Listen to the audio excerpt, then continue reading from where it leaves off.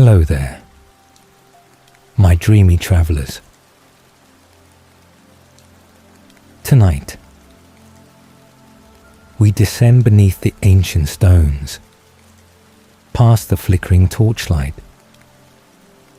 down into the oldest darkness the vampire world has ever known. We are going to Volterra, where 3 kings have ruled from the shadows for longer than most civilizations have existed. And tonight, we follow the one who speaks least and destroys most. The pale one, the cold one, the king whose cruelty is not incidental but foundational, whose story begins long before the throne and has never truly ended. I pour so much into these videos, and there are days where I question myself.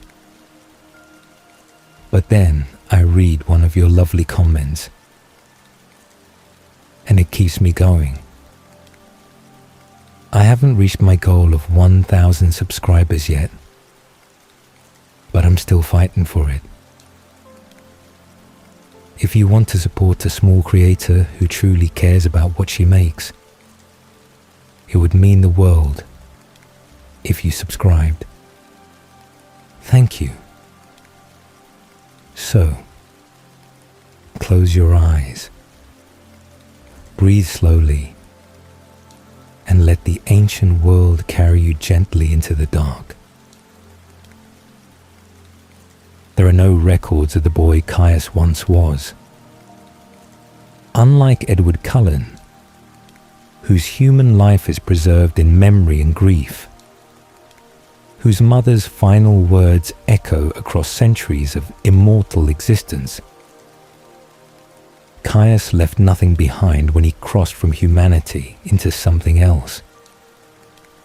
No name survives from his mortal years. No family. No city claimed by historians as his birthplace. No teacher remembered, no friend mourned. No ambition from his human years carried forward into the immortal life that swallowed everything he had been. He entered the vampire world as a creature already becoming what he would spend millennia perfecting. And whatever softness or ordinary human longing had animated him in his mortal years was consumed so completely in the transformation that nothing remained to be mourned or remembered or returned to. What the long and careful memory of the vampire world does preserve is what he became after. He emerged into immortality in the ancient world, in that vast and bloody stretch of centuries when the Mediterranean basin was the center of everything that mattered to human civilization. Commerce and conquest, philosophy and violence, the slow rise and catastrophic collapse of empires that believed themselves eternal and discovered, always too late, that nothing built by mortal hands was immune to time. The precise era of his transformation is lost. The name of the vampire who made him is lost. Even the circumstances, whether he was taken deliberately or transformed in the chaos of an encounter gone wrong, whether he was chosen for some quality his maker recognized or simply unlucky enough to survive something most humans did not, are beyond recovery. The darkness of those ancient centuries swallowed the details completely, but the world he entered as a newly made vampire was one he would come to understand with perfect and terrible clarity. It was a world without order, without law, without any governing principle beyond strength and appetite, and the willingness to exercise both without restraint. Vampires in that age existed as they had always existed, as solitary hunters moving through the human landscape like shadows through lamplight, or as small territorial covens bound together by proximity and mutual advantage, rather than anything resembling loyalty or love. They took what they needed. They destroyed what threatened them. They answered to nothing and no one, because there was nothing and no one with the authority to demand an answer. It was, in every sense that mattered, a world that rewarded cruelty. And Caius discovered early, with a cold clarity that would define every decision of his long existence, that he was exceptionally talented at cruelty. He was not gifted in the way that some vampires are gifted. He did not emerge from his transformation carrying some extraordinary ability that set him apart, some power that marked him as special in the way that gifts mark their bearers, where Aro would come to read every thought a person had ever entertained through a single moment of skin contact, and where Marcus would perceive the invisible bonds of love and loyalty and connection that tied living creatures to one another. Caius carried no such grace. His mind was sharp, his instincts exceptional, his body strong and fast in the way that all vampires are strong and fast. But the particular distinction of a supernatural gift was not given to him. He arrived in immortality as a creature of ordinary vampire capability and extraordinary will, and he spent the centuries that followed building from those unremarkable materials something that no gift, however powerful, could have constructed in his place. He built a reputation. In the ungoverned ancient world, reputation was perhaps the only currency that genuinely mattered. Strength could be overwhelmed by greater strength. Speed could be countered by superior numbers. Even the most powerful gifts could be blocked or avoided or rendered irrelevant by the right circumstances. But reputation, carefully built and consistently maintained, operated differently. A vampire who was feared, genuinely feared, not merely respected or cautiously regarded, was a vampire who moved through the world with a freedom that physical capability alone could not guarantee. Other vampires gave wide berth to creatures whose capacity for violence was not merely rumored but demonstrated. They extended careful courtesies to those whose reactions to provocation were swift and overwhelming, and entirely without mercy. Caius understood this principle with the instinctive certainty of a creature born to political intelligence, and he applied it with a patience and consistency that would have been remarkable even in a being with centuries to spend. He did not seek conflict carelessly or indulge in violence for its own pleasure in the way that some newly made vampires did, burning through their first decades of immortality in a haze of appetite and aggression. He was deliberate, selective. He chose his demonstrations of capability with the care of someone who understood that each act of violence was also a communication, a message sent to everyone who witnessed it or heard of it afterward, and that the message needed to be clear, consistent, and impossible to misinterpret. The ancient vampire world learned, over the long span of those ungoverned centuries, to be careful around Caius. He was somewhere in that restless and violent existence, hunting, surviving, accumulating the centuries that would eventually constitute something resembling wisdom, building the architecture of what he would become when he encountered Aro. The precise circumstances of their meeting belong to the category of things the vampire world knows happened without knowing how. No written record preserves it. No witness account survives in any form accessible to the modern age.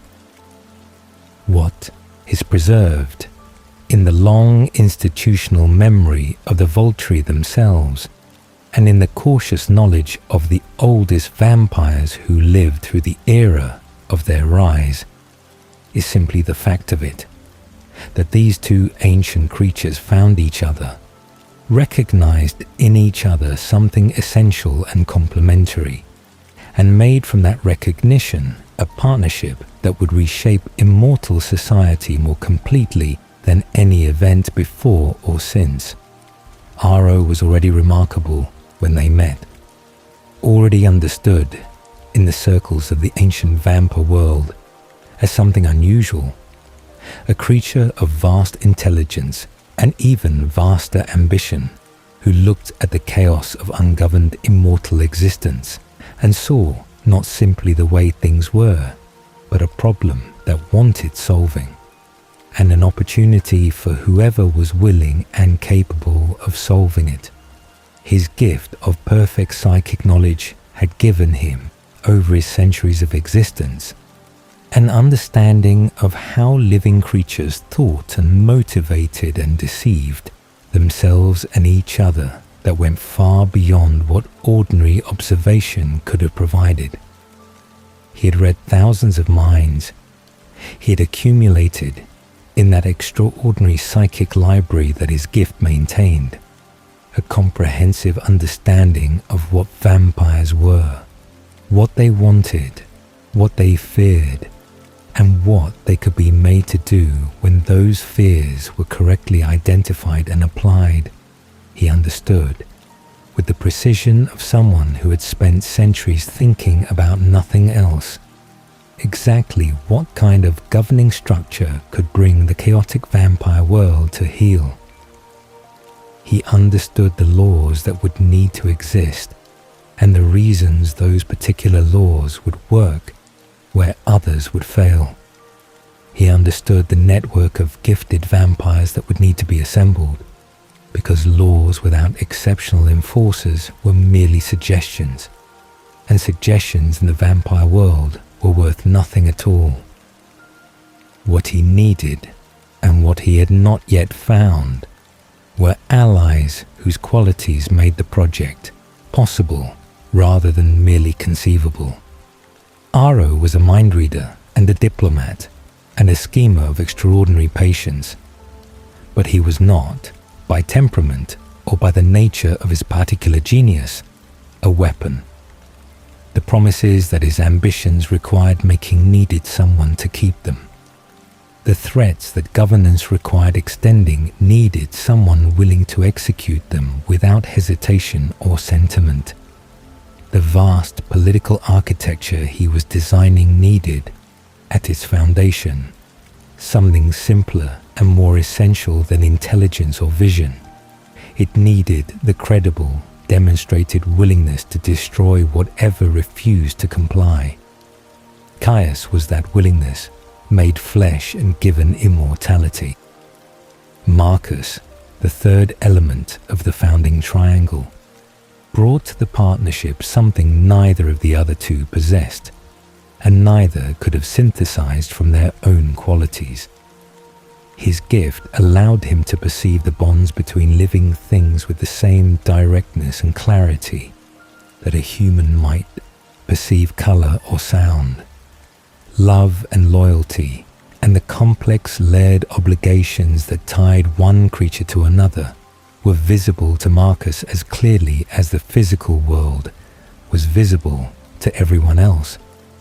In the business of governing vampires, of understanding which apparent alliances were genuine and which were performances, which covens were truly bound to the Volturi's authority, and which were waiting for a moment of weakness to reassert their independence, this gift was worth more than any number of physically powerful guard members.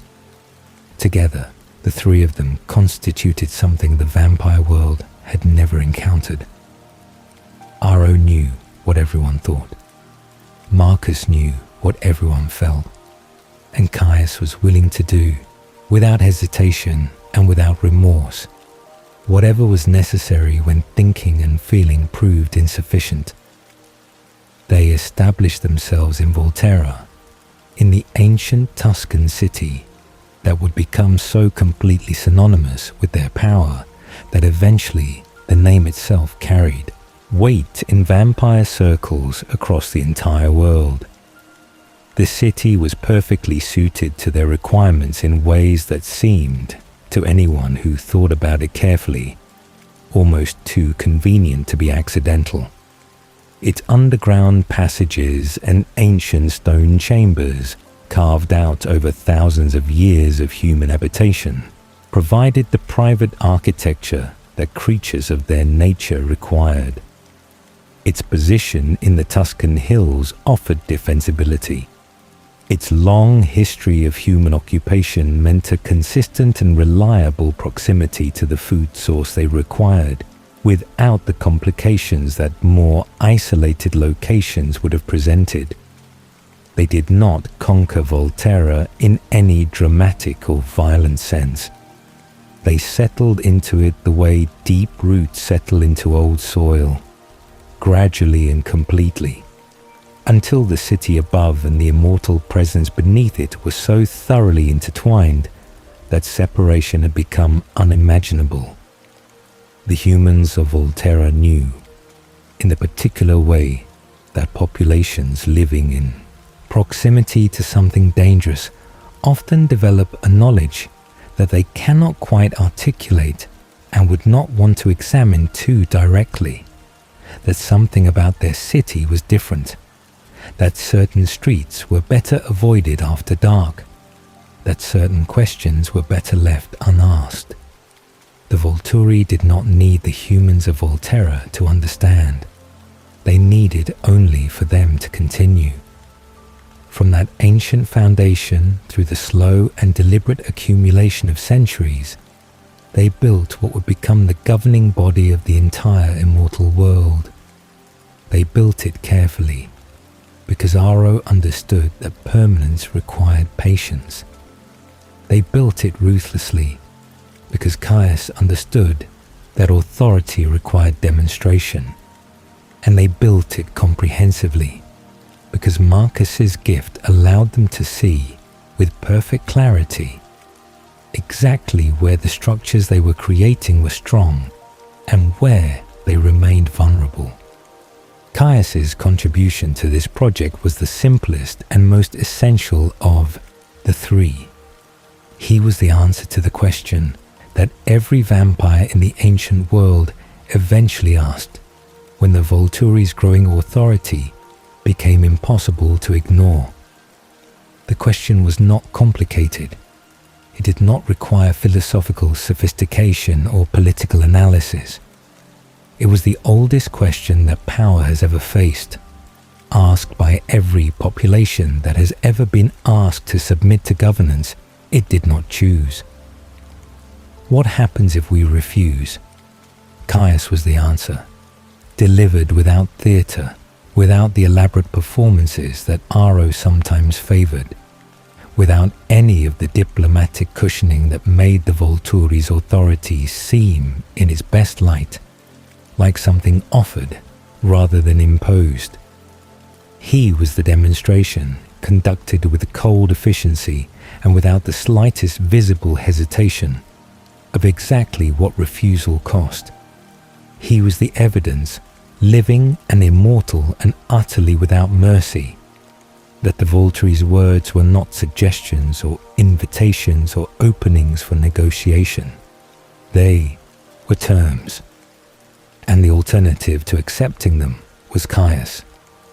Sitting at last in the ancient stone chambers of Volterra, in the throne room that would become the center of the immortal world's political gravity for millennia, Caius settled into the existence he had been moving toward since the first moments of his immortal life. The throne itself was not what mattered to him, not in the way that ceremony and theatre mattered to Aro, not as a symbol or a performance of authority. What mattered was what the throne represented, the chaos of the ancient world, The ungoverned violence and lawless darkness that had demanded he become what he was had been replaced by something structured and permanent. Order had been imposed on a world that had never known it.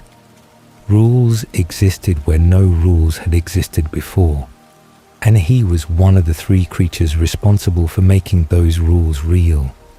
For a being shaped by chaos, hardened by centuries of surviving a world without law, this was not simply a political achievement. It was the closest thing to peace that Caius had ever been permitted to know. To understand Caius, one must understand what he feared. This is not a simple thing to establish, because Caius spent millennia constructing a version of himself from which fear had been surgically removed, replaced with something that functioned as its opposite. The capacity to inspire terror in others so completely and so consistently that the question of what Caius himself might be afraid of became almost impossible to ask. He was the answer to fear, the cure for uncertainty, the creature that other creatures dreaded. The idea that something in the world could make him feel the way he made others feel was, for most of the vampire world, simply unthinkable. But Caius had not always been the thing that other creatures feared. He had, in the long and violent centuries before the Volturi's rise, consolidated his power into something approaching invulnerability, been something far more exposed. He had been a single vampire moving through a world that contained genuine threats, threats that even an immortal body and an exceptional will could not guarantee survival against. And in those exposed centuries, before the guard in the throne room and the weight of institutional power stood between him and the dangers of the wider world, Caius had encountered something that left a mark no transformation could heal, and no accumulation of power could entirely erase. He had encountered a werewolf. It is necessary before telling this story to establish precisely what is meant by that word, because the vampire world contains two very different things that human folklore has collapsed under a single name, and the distinction between them is not incidental but absolute. The shapeshifters of the Quileute tribe in the Pacific Northwest of North America, the wolves that the Cullen family would one day negotiate a treaty with, and that Caius would one day attempt to use as a legal pretext for violence, are not werewolves in the ancient sense. They are something else entirely. Humans with a specific genetic heritage who can transform into wolf form, whose transformation is chosen rather than compelled, who retain their minds and their judgment and their essential humanity even in their animal shape. They are dangerous, certainly. Their size and strength and the particular quality of their nature makes them genuine threats to vampires in ways that ordinary humans are not. But they are not, in the deepest and most terrifying sense of the term, werewolves. The children of the moon are something else. They are the creatures of the old European legends, the monsters that gave shape to humanity's most persistent and specific nightmare about the full moon and what it might do to a human body. A true werewolf, a child of the moon, does not choose transformation. The full moon compels it, dragging the change from their bodies with a violence and an agony that cannot be resisted, overriding every human instinct and rational capacity they possess, and replacing it with something ancient and predatory and entirely without mercy. They do not retain their minds in the transformed state. The creature that emerges under the full moon is not the human being who entered the moonrise It is something other, something that operates on appetite and instinct and a particular aggression toward anything living that crosses its path. They are, unlike the Quileute shapeshifters, genuinely dangerous to vampires. Their bite carries a quality that vampire venom cannot counter, a toxicity specific to their nature that can do damage even to the marble-hard flesh of an immortal body. They are fast and strong in ways that make them credible threats rather than merely nuisances. And in the centuries before they were hunted to the edge of extinction, they existed across Europe and Asia, in numbers significant enough that a vampire moving through the world alone had reasonable cause to be cautious in the nights of the full moon. Caius was not cautious enough. The details of the encounter are not recorded in any form that has survived to the modern era. What is preserved in the institutional memory of the Volturi and in the careful accounts that pass between the oldest vampires who lived through those centuries is the essential shape of what happened.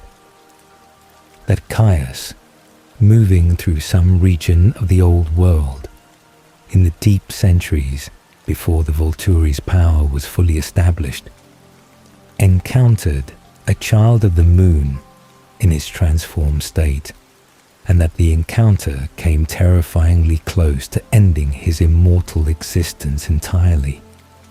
What can be reconstructed from the nature of such creatures and the circumstances of that ancient world is something of what the experience must have been.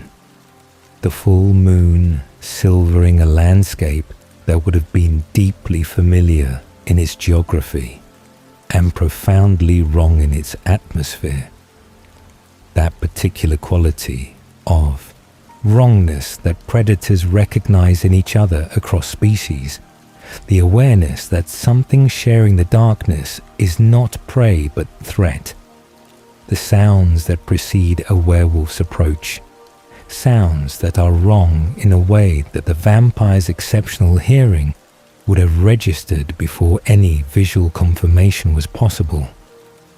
And then the creature itself, vast and impossible in its transformed state, something that the human legends had tried to describe and failed, because human language was built for human experience, and this was outside it entirely. Caius had survived centuries by being faster, stronger, and more willing to commit violence than anything he encountered. Against a child of the moon in full transformation, under a full moon, those advantages were insufficient in ways he had never been required to confront before. The creature was fast in a way that matched his own speed rather than falling beneath it. It was strong with the particular hysterical strength of a thing that has no self-preservation instinct overriding its aggression, no calculation of cost and consequence moderating its attack.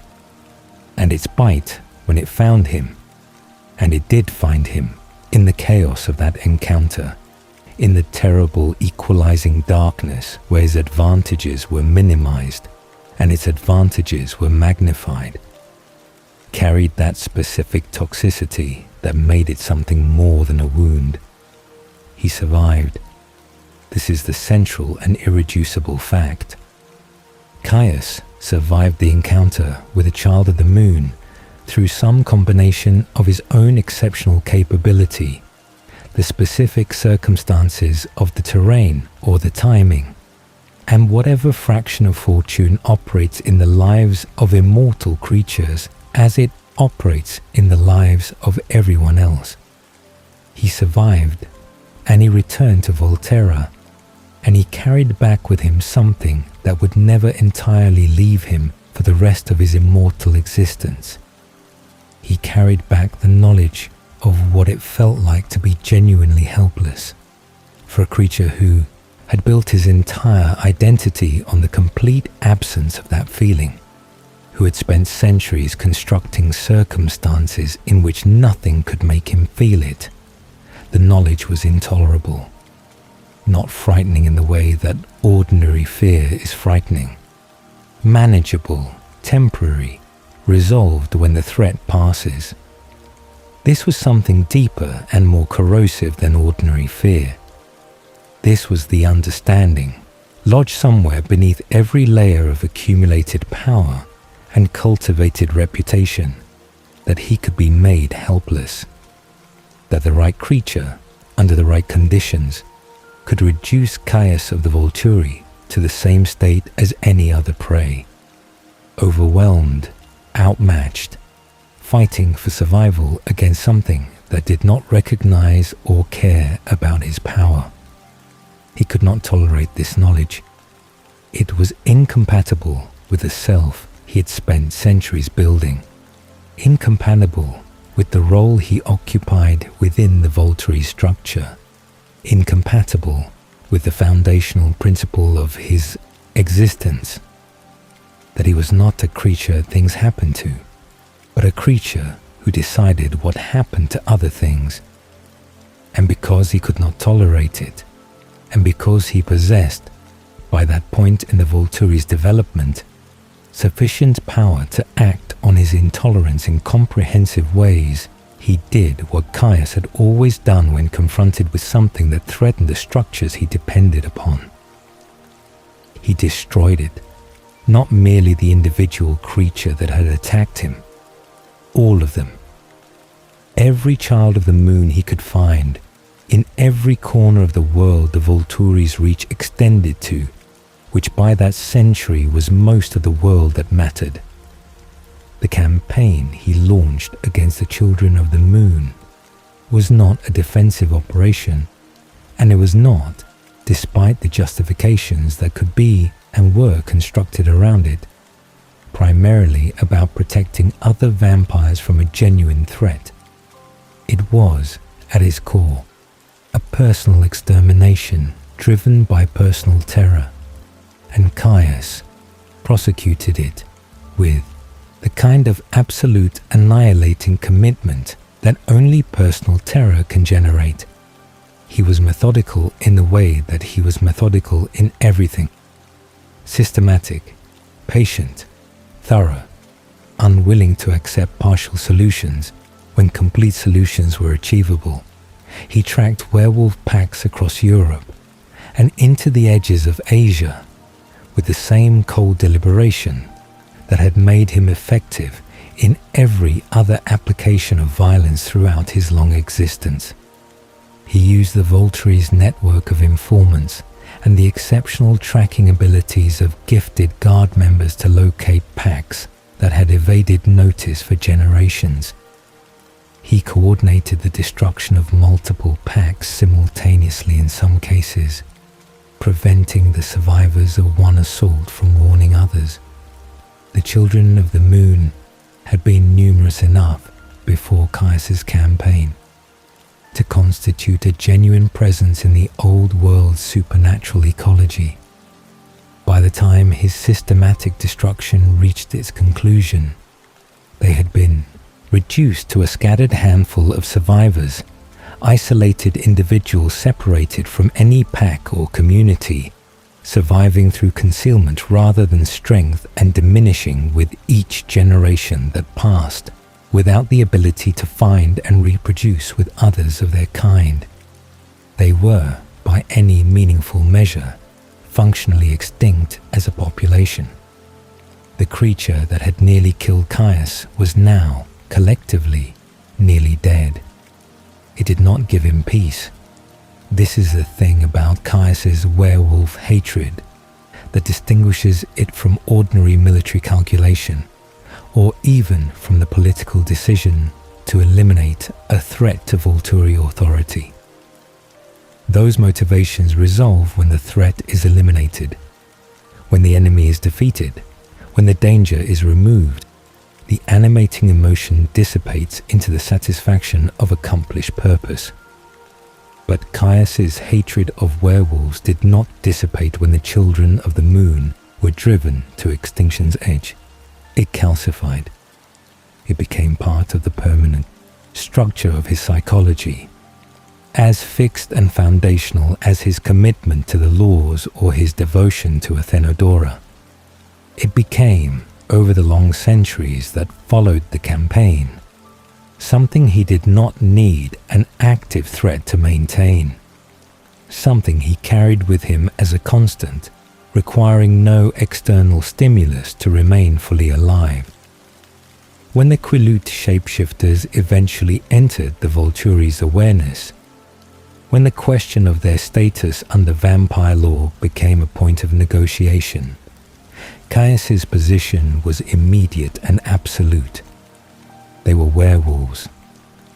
The distinction that other, more careful observers might draw, the distinctions of biology and behavior, and the entirely different nature of the Quilut transformation, were distinctions Caius refused to credit.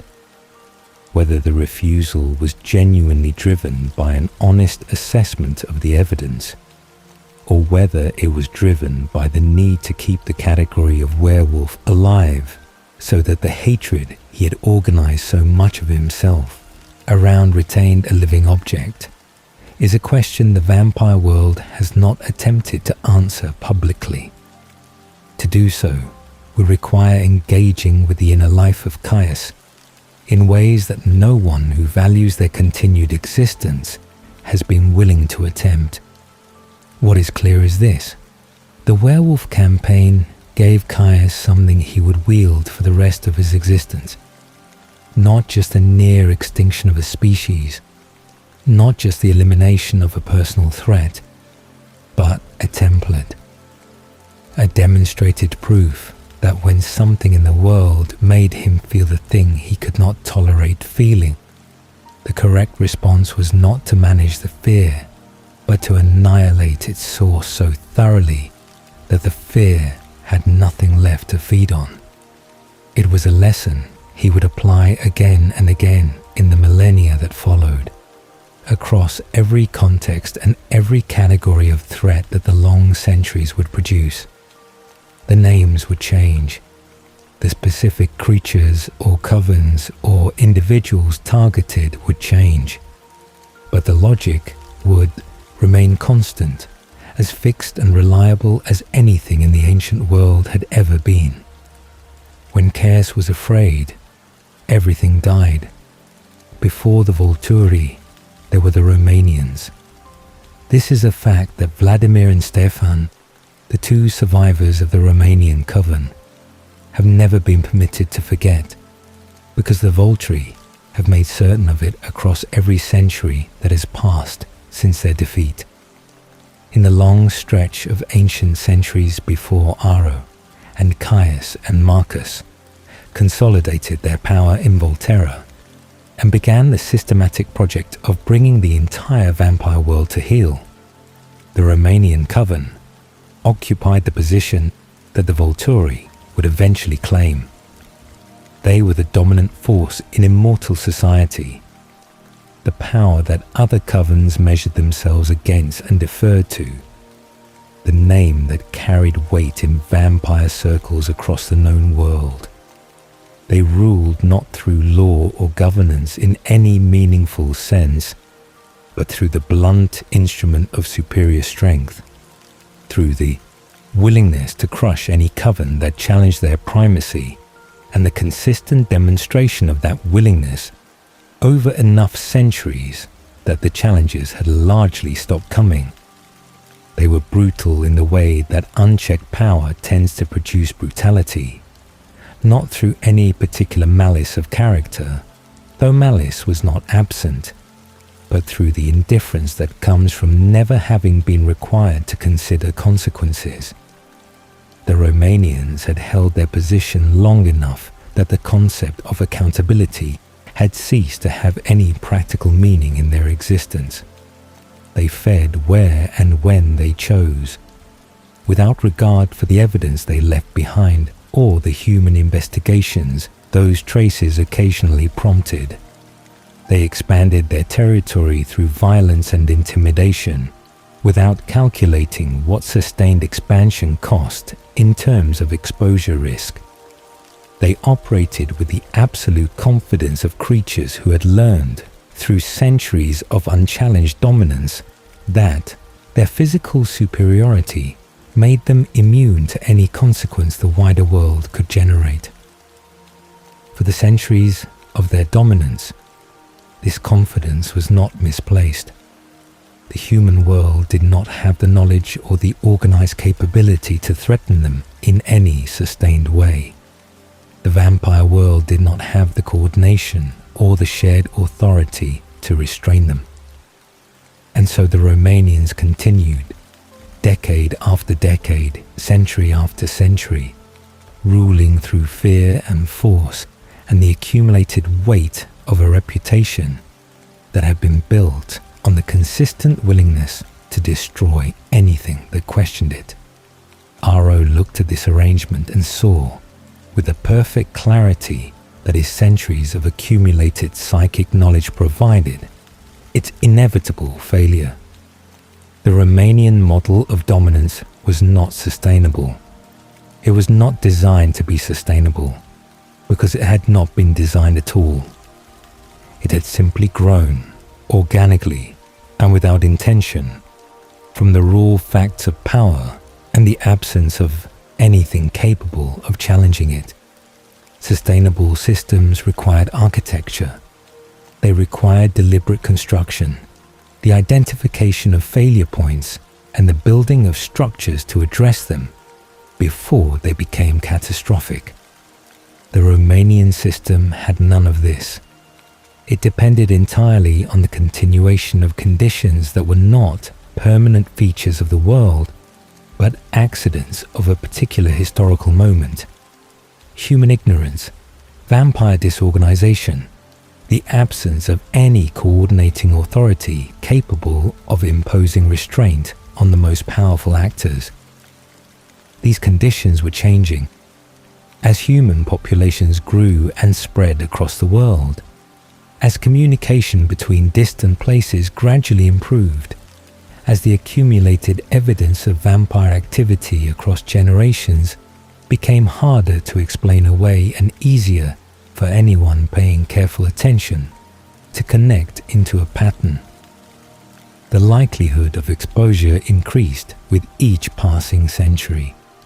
The moment of reckoning that the Romanians were accelerating toward was not a certainty in any specific timeline, but it was a certainty in the longer view that only the oldest and most patient minds could maintain. Aro maintained it. He had been thinking about this problem for a very long time. The vampire world needed governance. It needed laws that addressed the specific threats that ungoverned immortal existence generated. And it needed an authority capable of enforcing those laws consistently enough and ruthlessly enough that they actually shape behavior rather than merely existing as stated preferences that individual vampires could weigh against their own interests and discard when convenient. The Romanian coven, with their contempt for restraint and their foundational indifference to the concept of collective long-term interest, were not merely unsuited to providing this governance. They were actively opposed to the very idea of it, because meaningful governance would necessarily constrain them in ways that their current arrangement did not, and constraint was not something the Romanian coven had any experience accepting. They would have to be removed.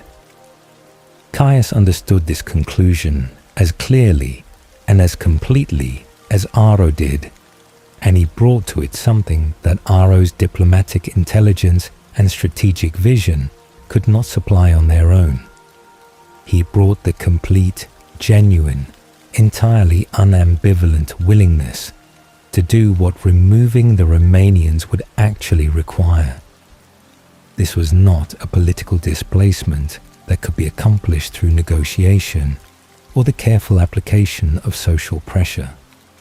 The Romanians had held their position for centuries through the direct application of violence, and they would not surrender it through the medium of a better argument. What Aro envisioned and designed, and what Caius made possible and real, was a war. A sustained, methodical, comprehensively planned conflict prosecuted with the full capability of the emerging Volturi coven and the growing collection of gifted allies that Aro had been assembling with characteristic patience. The war between the Volturi and the Romanian coven was not brief, and it was not clean. It extended across years, conducted in the shadow of human history, invisible to the populations among whom both sides moved, but reshaping the structure of immortal society with every engagement. The Romanians were not weak opponents.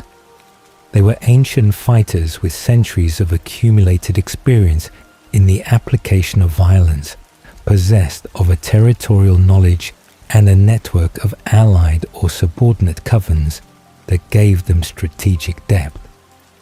They were, by every conventional measure, a formidable adversary, but they were fighting to preserve an existing arrangement, which meant they were fundamentally reactive, responding to Volturi initiatives rather than driving the conflict shape and tempo themselves.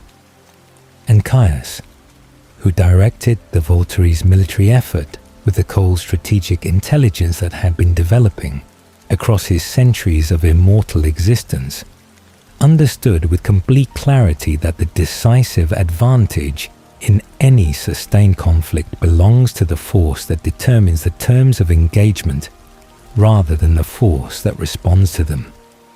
He did not attack Romanian strength directly. This would have been the obvious approach, the one that Romanian experience had prepared them to counter. The engagement on terms that minimized the Volturi's advantages and maximized the Romanians' accumulated expertise. Instead, Caius targeted the network, the connective tissue of allied covens and territorial arrangements and informal obligations that gave Romanian dominance its geographic breadth and its strategic resilience. He isolated the center by dismantling the periphery, moving against the Romanians' extended network with precision and speed before turning toward the core. By the time the final confrontation came, what had once been the most powerful force in the vampire world had been reduced to something that the Volturi could engage and defeat without cost that could not be absorbed.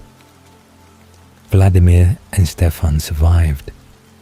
They fled when continued resistance became indistinguishable from deliberate self-destruction, making the cold calculation that survival in defeat was preferable to death in a lost cause.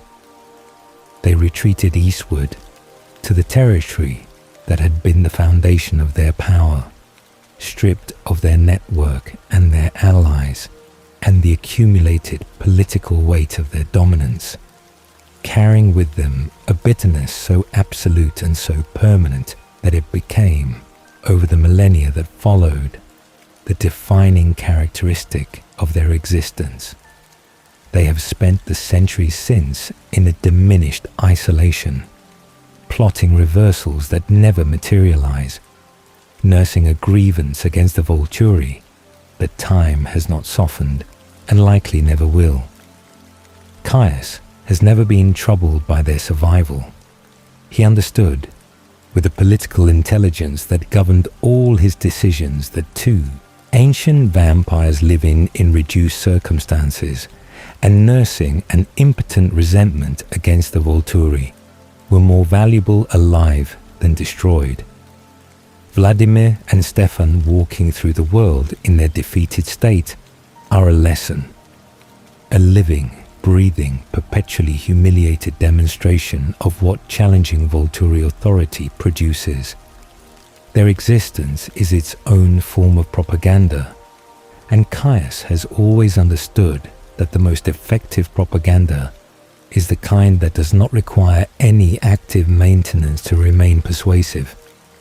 the Romanians persuade by simply continuing to exist in the condition the Volturi left them in.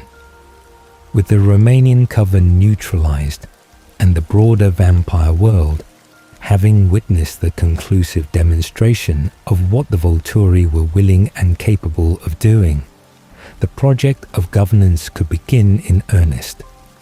Volterra became what Aro had always designed it to become, the undisputed center of gravity for all of immortal society, the seat from which the laws governing vampire existence were issued, and to which violations of those laws were brought, by the violators themselves seeking mercy, or by the Volturi's enforcers delivering subjects who had not come voluntarily. The guard assembled around the three kings with a deliberateness and selectivity that reflected Aro's particular genius for identifying exceptional capability and securing it for Volturi purposes. Jane and Alec were among the most significant acquisitions. Twins of extraordinary power, found in their human lives before their deaths, could claim them. Transformed young enough that their gifts developed in the context of Volturi service, and their loyalty was shaped from the beginning by the institution rather than by any prior allegiance. Jane's gift, the ability to produce in any target the subjective experience of overwhelming pain without any physical cause, made her the most feared individual in the Volturi Guard and one of the most effective instruments of enforcement the vampire world had ever produced.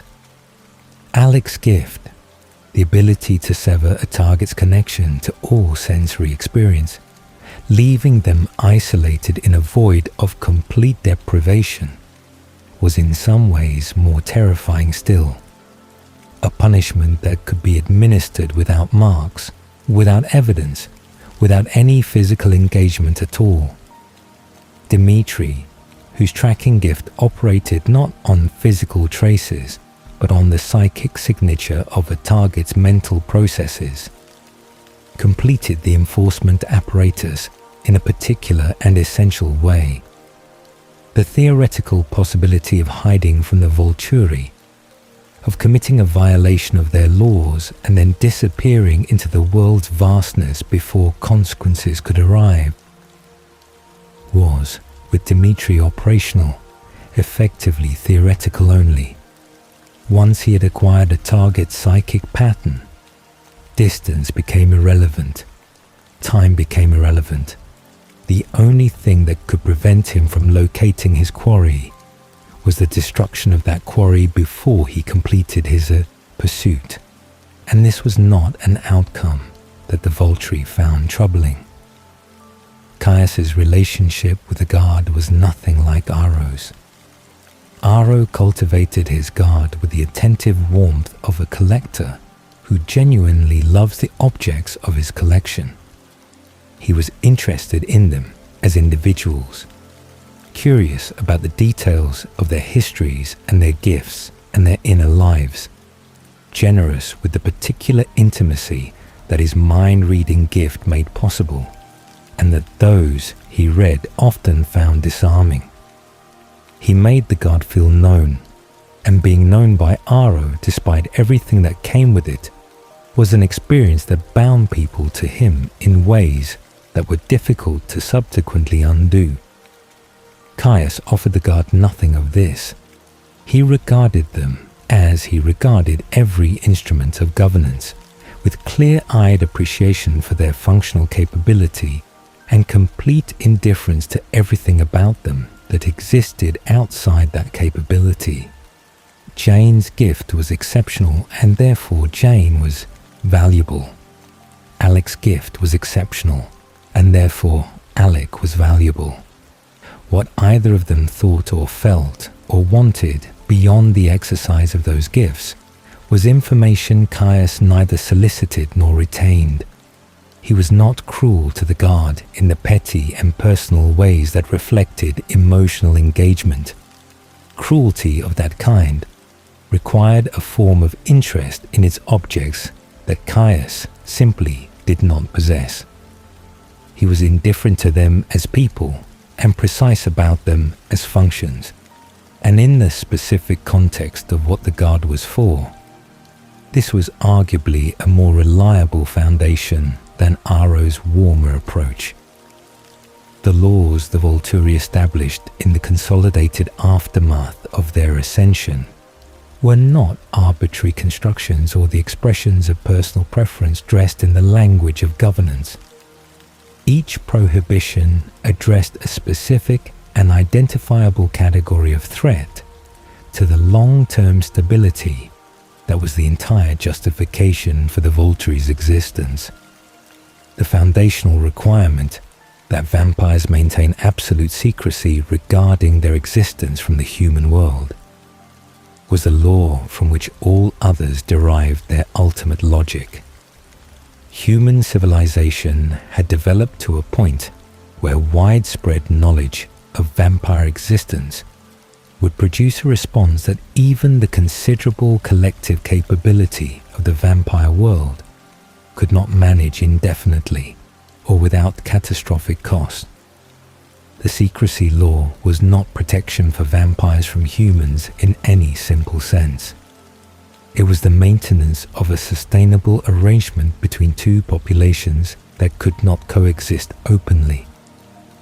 The prohibition on immortal children, on the transformation of human children into vampires, addressed a threat of a different character but equivalent seriousness.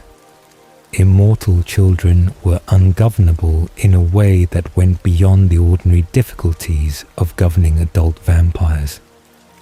Their minds were fixed at the developmental stage of their transformation, incapable of the judgment and restraint that even minimal compliance with vampire law required. Their emotional responses were unmodulated, their power uncontrolled, their effect on any human environment they entered catastrophic and immediate. They were, in the most precise sense, an exposure risk that no enforcement mechanism could reliably contain, because they could not be reasoned with or threatened or brought to understand the consequences of their behavior. They could only be destroyed, and the covens that created them and then refused to destroy them were therefore complicit in whatever exposure followed. Caius enforced this prohibition with a ferocity that exceeded even his enforcement of the foundational secrecy law, and the reasons for this particular intensity were not entirely separable from his own psychology. Immortal children represented the uncontrollable in its purest form. Creatures whose existence was defined by the impossibility of imposing order on them. For Caius, whose entire existence had been organized around the elimination of everything that could not be controlled, they were an affront that went beyond legal violation into something almost personal. Destroying them, and destroying the covens that sheltered them, was not merely enforcement. It was the expression of a conviction so deep it had become indistinguishable from instinct. The empire the three kings built across the centuries following their ascension was not kind, and it was not designed to be. Kindness was not the organizing principle of what they had created, and was not, in Caius's view, relevant to its purpose. The purpose was stability. The purpose was the maintenance of the conditions under which immortal existence could continue indefinitely without generating the kind of catastrophic human response that would threaten it. Every law served this purpose. Every execution performed in the service of these laws served this purpose. Every coven that was destroyed for violations that could not be overlooked served this purpose. And in the deep stone chambers beneath Volterra, watching the centuries accumulate around him with the patience of a creature for whom time had permanently lost its character as an enemy, Caius understood that the purpose was being served. The chaos of the ancient world was receding into history. The Romanian dominance was a memory that only Vladimir and Stefan and the oldest vampires still carried from direct experience. The ungoverned darkness that had shaped him, that had demanded he become what he was, had been replaced by something that showed every sign of lasting. It was not peace. Caius had long since ceased expecting peace in any form he would recognize as such. But it was order. An order for a creature who had emerged from chaos and survived it by becoming harder than everything around him, was the closest available substitute. There is a woman in Volterra whom almost no one has seen. She exists in the deepest interior of the Volturi stronghold, in chambers that even the guard rarely enters, in a seclusion so complete that her name is known throughout the vampire world, while her face remains a mystery to nearly everyone alive. She has not walked the streets of the city above her in centuries. She has not attended the throne room proceedings that constitute the public business of the Volturi. She has not travelled, has not hunted independently, has not appeared at any of the gatherings that occasionally assemble the broader vampire world's most significant figures in one place. She exists, as far as the observable record is concerned, almost entirely in theory, a presence confirmed by the accounts of those few who have glimpsed her, and by the absolute certainty of those who know the Volturi well, that she is real, that she matters, and that her safety is not a peripheral concern, but a central organizing principle of how the Volturi's inner sanctum is structured and defended. Her name is Athenodora, and she is Caius's mate. The word mate, in the context of vampire existence, carries a weight and a specificity that its casual human usage does not prepare anyone to understand. For humans, love is a condition that exists on a spectrum. It deepens and fades, shifts in character across the years of a relationship, is subject to the pressures of circumstance and the slow erosions of familiarity. Human love is a living thing, which means it is capable of growth, but also of diminishment, of transformation into something that resembles its origins only distantly. Humans fall in and out of love with a frequency that would be, to a vampire who has experienced the alternative, almost incomprehensible. For vampires, the bond that forms between mates is not a living thing in this sense. It does not grow or fade or transform. It is fixed at the moment of its formation with the same permanence that the transformation fixes everything else about a vampire's nature. Absolute, unchanging, as fundamental to what they are, as the color of their eyes or the particular quality of their gift. A vampire who has found their mate has found something that will be true for the rest of their immortal existence, without qualification or revision. The loss of a mate is, in the vampire world, one of the very few things that can genuinely destroy a being that nothing physical can easily kill. Marcus's existence after the loss of Didym is the most visible testament to this truth. The shell of a creature going through the motions of existence with the particular vacancy of something that has lost the organizing principle of its inner life. That Caius found his mate at all is, when considered against everything else that is known about him, remarkable. He is not a creature who invites attachment.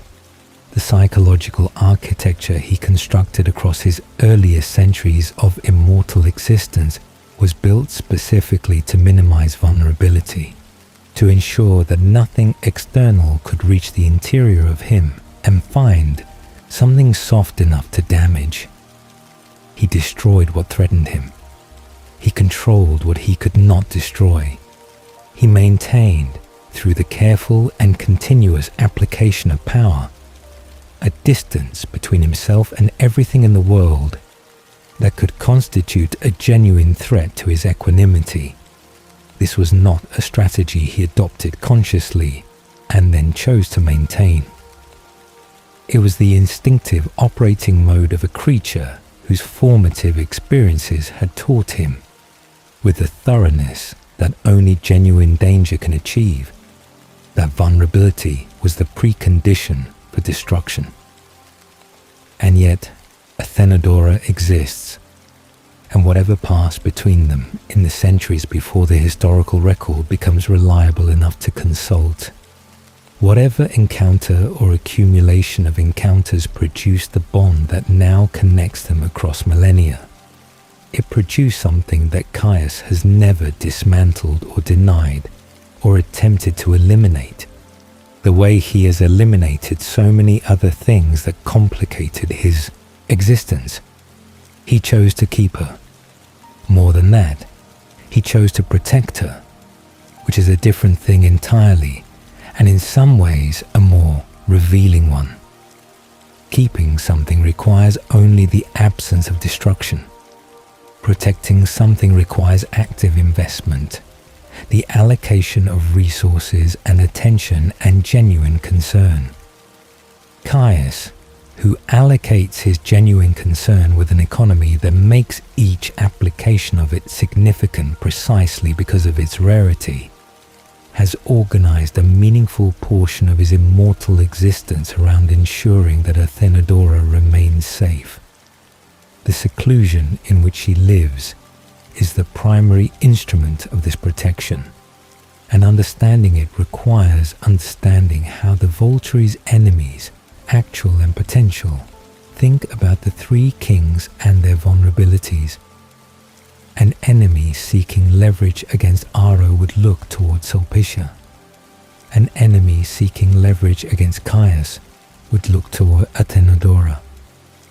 The mates of the kings are the only points at which the king's invulnerability becomes theoretical rather than actual. The only category of threat that could produce in those ancient and armored creatures something resembling genuine desperation. Any sophisticated adversary of the Volturi understands this. Any strategic assault on Volturi power would consider, as one of its first options, the possibility of threatening what the kings cannot afford to lose. The seclusion prevents this. By keeping Athenodora in the deepest and most heavily defended interior of the Volterra stronghold, by ensuring that her movements are unpredictable to outside observers and her precise location within the complex is known only to the innermost circle of Volturi members. Caius eliminates the leverage point before an enemy can think to exploit it. The logic is pure Caius, not reactive but preventive, not responding to a threat after it materializes, but removing the conditions that would allow it to materialize at all. Whether Athenodora experiences this seclusion as protection or as confinement is a question that the available record does not answer clearly, and that very few individuals would be willing to ask aloud in any context where the answer might reach Caius. What is known is that she has remained. Across the centuries that have passed since the Volturi's establishment in Volterra, through every transformation of the world above and the political landscape around them, Athenodora has continued to exist within those interior chambers. She has not attempted to leave. She has not sought the kind of independent existence that the free movement of the world outside might have offered. Whether this continuity reflects a choice freely made, or a situation accepted because the alternatives are unnavigable, is a distinction that may exist only in the asking of it. The little that is known of Athenodora's character comes from the few accounts that exist of those who have encountered her within the Volturi's walls. She is described as composed, as possessed of a stillness that goes beyond the ordinary stillness of vampire nature and suggests something more deliberate, a cultivated tranquility that might be the genuine expression of her character, or might be what centuries of interior seclusion produce in a mind that has had nothing but itself and its immediate surroundings to work with. She is not described as warm, which in the context of the Volturi would be surprising if she were, but neither is she described as cold in the particular way that Caius is cold, that specific weaponized coldness that is designed to communicate something to its observer. Her quality is more like distance, like a creature who has learned across a very long time to exist at a remove from everything that is not essential. Whether she has a gift is not established in any account that has survived to the modern era. If she does, it is not a gift she has been observed to use in any documented context, which may mean it is absent, or may mean it is the kind of gift that does not manifest in visible ways, or may mean simply that Athenodora's existence within the Volturi's protected interior has never required her to use it where anyone who might record the observation could see. What her existence reveals about Caius is more legible than what is known of her directly. She is the evidence that beneath the centuries of accumulated coldness, beneath the institutional cruelty and the pathological need for control and the absolute commitment to a self-image from which vulnerability has been surgically excised, there is something that can still be reached, something that the transformation did not eliminate entirely, and that the long centuries of deliberate hardening did not succeed in removing. She is the proof that Caius, for all the effort he has invested in becoming something that cannot be hurt, allowed one exception to that project. One door left unlocked in a fortress he spent millennia sealing from the inside. It is worth considering what it cost him, this exception. The mate bond is not something a vampire can manage or moderate or keep at a safe emotional distance. It is total in the way that everything about vampire nature is total, all or nothing, without the gradations and compartments that human psychology makes available for navigating conflicted feelings. Caius cannot love Athenodora moderately. He cannot keep her in a portion of himself that is separate from the portion that governs his political decisions and his enforcement of Volturi law, and his cold assessment of threats and opportunities. She is integrated into his existence at the same depth that she is integrated into his identity, which means that the vulnerability she represents is not peripheral but central. He is compensated for this, as he compensates for everything that he cannot eliminate, by building around it the most comprehensive set of protective structures he could devise. Her seclusion, the guard rotations through the inner chambers, the absolute prohibition on any external communication that might reveal the details of her location or her condition to anyone outside the innermost Volturi circle. He has made her as safe as it is possible for a vampire to make another vampire in a world that contains genuine threats, and he monitors the effectiveness of those protections with the same unblinking attention he brings to every other security concern in his long existence. But the vulnerability remains. Beneath all the protections, beneath the centuries of preparation and the layers of guard and the deliberate obscurity that keeps her name known, but her reality inaccessible, the vulnerability remains. Athenodora, is the one thing in all of Caius's world that he cannot afford to lose and cannot fully protect through the application of his own will and power.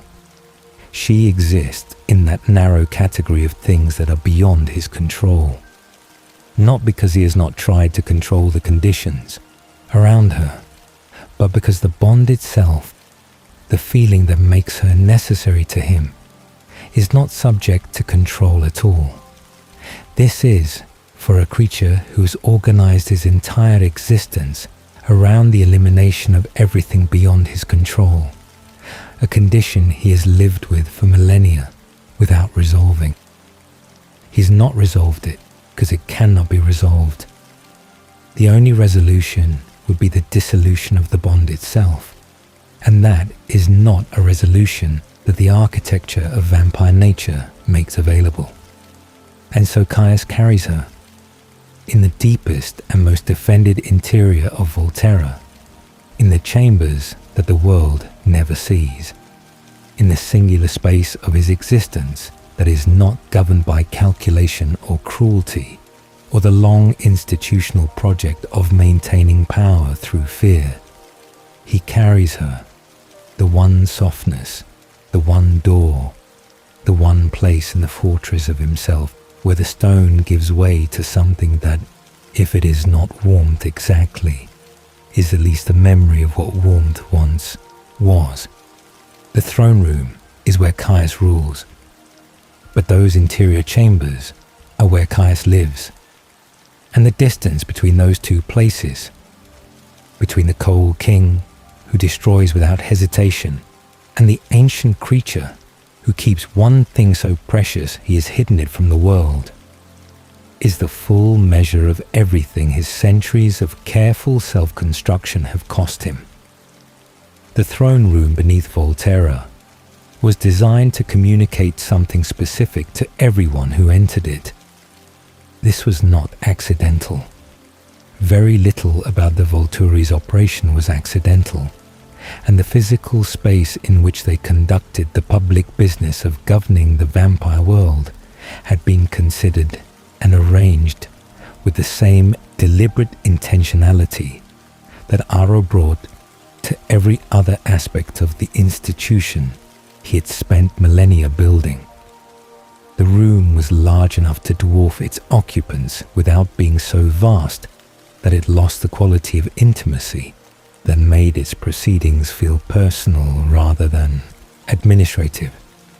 The stone was old, worn smooth by centuries of use, and the particular quality of the light, torches rather than modern electric illumination, always, because the Vulturi understood that the aesthetics of power are inseparable from its exercise, reduced everything to shadow and suggestion at the edges, while leaving the three thrones at the center in a clarity that felt almost deliberate. The three kings occupied those thrones with varying degrees of apparent engagement. Aro was always present in the fullest sense, attentive, animated, leaning forward with the genuine curiosity of a creature for whom every proceeding represented an opportunity to learn something new about the minds and motivations of those who appeared before him.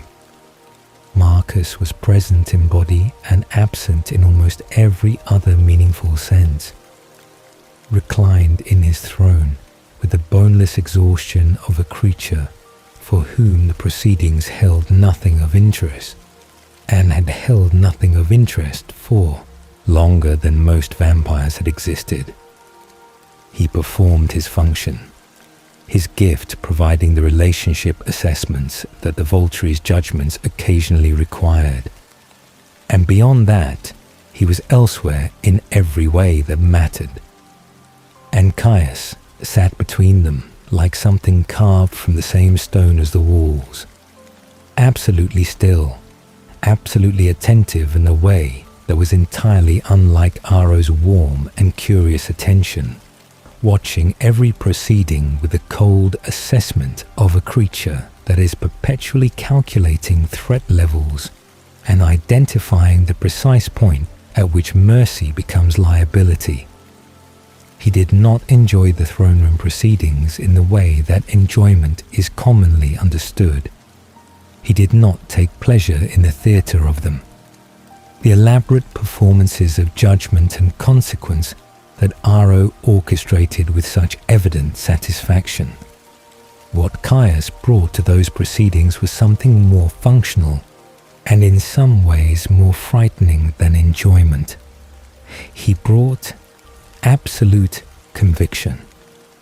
Every judgment rendered, every sentence delivered, every execution carried out in that ancient stone room or in the aftermath of it was to Caius not a performance or a demonstration or even a political calculation, though it was all of these things simultaneously.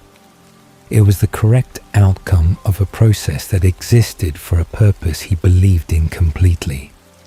The laws were real, the violations were real, the consequences were real, and the certainty with which he inhabited this framework, the complete absence of doubt or hesitation or the kind of moral complexity that might have made him a more sympathetic figure, was precisely what made him so effective in the role he occupied. He was the Volturi certainty made visible and given teeth, the prohibition that animated Caius most completely, the law whose violation produced in him the most immediate and unambiguous response was the prohibition on immortal children. Understanding why requires understanding what immortal children actually were and what their existence had historically meant for the stability of the arrangements the Volturi existed to maintain. An immortal child was a human child, young enough that the mind had not developed to the point of governability, young enough that the impulse control and social awareness and capacity for consequence-based reasoning that made adult vampires manageable, however difficult, had simply not yet formed, transformed into a vampire, and therefore fixed forever at that developmental stage. The body became immortal and powerful in the way that all transformed bodies became immortal and powerful. But the mind that inhabited that body remained exactly what it had been at the moment of transformation. A child's mind with a child's emotional regulation and a child's relationship to cause and effect, and a child's absolute inability to moderate its own responses to the world around it. The results were catastrophic wherever they occurred. A near immortal child in distress did not have access to the reasoning capacity that might lead an adult vampire to manage their response, to hold back, to calculate what a particular reaction would cost, to choose a less dangerous expression of whatever they were feeling. An immortal child in distress expressed that distress with the full physical capability of a transformed vampire and the complete emotional uninhibitedness of a child who had never been required to develop restraint. Villages had been destroyed. Entire human populations in specific geographic areas had been exposed to vampire existence in ways that required the Volturi's intervention to contain. Interventions that were themselves costly in terms of the exposure they risked. Caius had seen the consequences of immortal children directly in the centuries before the absolute prohibition was established, and what he had seen had settled into his assessment of the issue with the finality that direct experience always produced in him. There was no version of immortal child existence that was compatible with the stability he had committed his existence to maintaining. There was no coven responsible enough, no containment arrangement careful enough, no individual case exceptional enough to constitute a genuine exception to the rule. The rule existed because the thing it prohibited was incompatible with order, and incompatibility with order was, in Caius's moral universe, the closest available equivalent to absolute wrong. He enforced this prohibition without gradation and without appeal. When a report reached Volterra of a coven keeping an immortal child, and reports reached Volterra through the Vulturi's network of informants that extended across the entire vampire world, maintained with the systematic thoroughness of an intelligence operation that had been refining itself for millennia. Caius's response was immediate and total. The child was destroyed. The coven that had created or harbored the child was destroyed. Any allied covens that had known of the child's existence and had failed to report it were destroyed. The principle was not punishment in the rehabilitative sense, not a consequence designed to discourage future behavior through the unpleasantness of its application. It was elimination, the removal of the problem, and every element of the surrounding context that had allowed it to persist. The guard were his instruments in these operations, and the two members of the guard whose gifts he deployed most consistently and with the most deliberate calculation were Jane and Alec. Jane was, by any objective assessment, one of the most powerful offensive gifts in the vampire world. The ability to produce in any target the complete subjective experience of overwhelming agony, not actual physical damage, but the neurological experience of the worst pain imaginable, indistinguishable from the real thing to the creature experiencing it, made her an instrument of extraordinary efficiency. A vampire immobilized by Jane's gift was physically unharmed and entirely incapacitated simultaneously, which created options that straightforward physical violence did not. Caius appreciated this precision.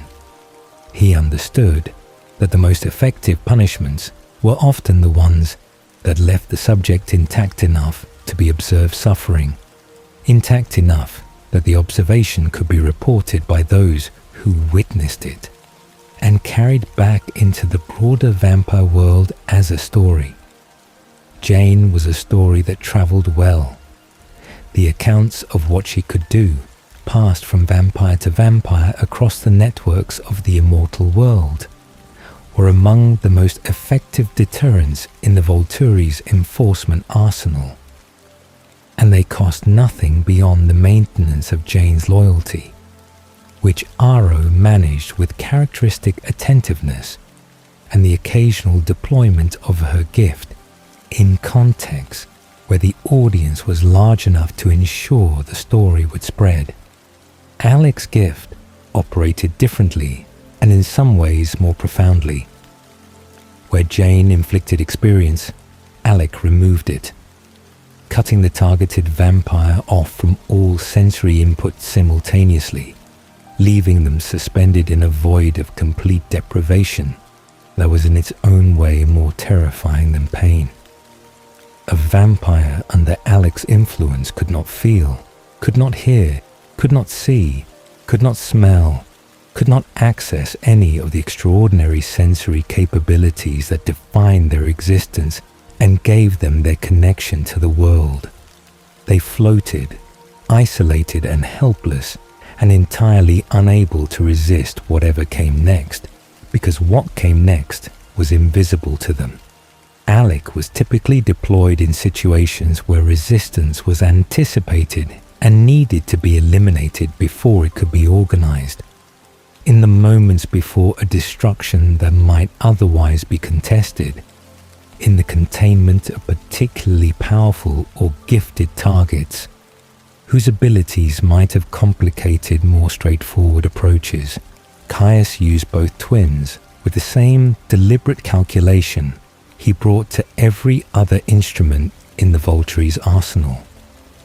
He was not personally close to either of them in any emotional sense that the word close implies. He did not know their inner lives or their histories or the particular texture of their experience in the way that Aro, with his gift and his temperament, made it his business to know. He knew their capabilities with absolute precision, knew the conditions under which each gift operated most effectively, knew the tactical situations in which one was preferable to the other and why. This was, in his view, everything that was necessary to know. Personal knowledge of the people who served as weapons was not required for the effective deployment of weapons. What was required was a clear and accurate understanding of the weapon's capabilities and limitations, and this Caius maintained with the same meticulous attention he brought to every other operational concern. Dimitri provided the infrastructure that made the rest of the enforcement apparatus viable. Without the ability to find the subjects of Volturi interest, regardless of where they had fled or how carefully they had concealed themselves, the Volturi's authority would have been dependent on voluntary compliance and geographic proximity. Meaningful in Volterra and its immediate surroundings, increasingly theoretical with distance. With Dimitri, the theoretical boundary of Volturi reach extended to wherever in the world a target had gone and could not be meaningfully reduced by flight or concealment. This was not a minor operational detail. It was foundational. The credibility of every threat the Volturi made, the reliability of every promise of consequence they extended to the vampire world, rested ultimately on the fact that there was nowhere to go that put you beyond the reach of what they would send after you. The pattern of Caius's enforcement across the centuries revealed to anyone who studied it carefully enough the specific architecture of his concerns and convictions. He was not equally motivated by every category of violation. The secrecy requirement mattered to him because its violation threatened the stability of the arrangement he had committed his existence to maintaining. But it motivated him in a political and institutional sense, as a threat to the project, not as a personal affront. The immortal children prohibition motivated him differently, with an immediacy and a totality that suggested something closer to the personal, even when the cases were abstract and distant. And then there were the executions that were not strictly required by the law. The cases where the law provided a pretext rather than a genuine justification, where Caius used the authority his position conferred to eliminate things that troubled him for reasons that were not entirely separable from his own psychology. The cases where the sentence exceeded what the violation technically warranted. The cases where the destruction extended to individuals whose connection to the primary violation was peripheral rather than direct. The cases where the speed and finality of the judgment precluded any investigation that might have established mitigating circumstances. These were not failures of the system. They were the system operating exactly as Caius intended it to operate, with a severity calibrated not to the specific offense, but to the broader purpose of ensuring that the space between what the Volturi prohibited and what they would tolerate was understood by the vampire world to be genuinely zero. He did not need to punish every violation maximally to achieve this effect. He only needed to punish enough violations maximally, consistently enough and visibly enough that the possibility of maximum punishment was credible for every violation. Fear, as a governance mechanism, does not require certainty of consequence. It requires only the credible possibility of consequence severe enough that the risk calculation never resolves in favor of violation. Caius understood this principle with the bone-deep certainty of a creature who had been using it for millennia. He was not arbitrary in his severity. He was strategic. Every execution that exceeded strict legal necessity was an investment in the deterrent value of every future interaction the Volturi conducted, a deposit into the account of institutional fear that kept the broader vampire world compliant without requiring direct enforcement of every individual infraction. Laws without teeth are suggestions. Caius had spent 2,000 years ensuring that no one in the vampire world was capable of mistaking the Volturi's laws for suggestions. He was the teeth. He had always been the teeth.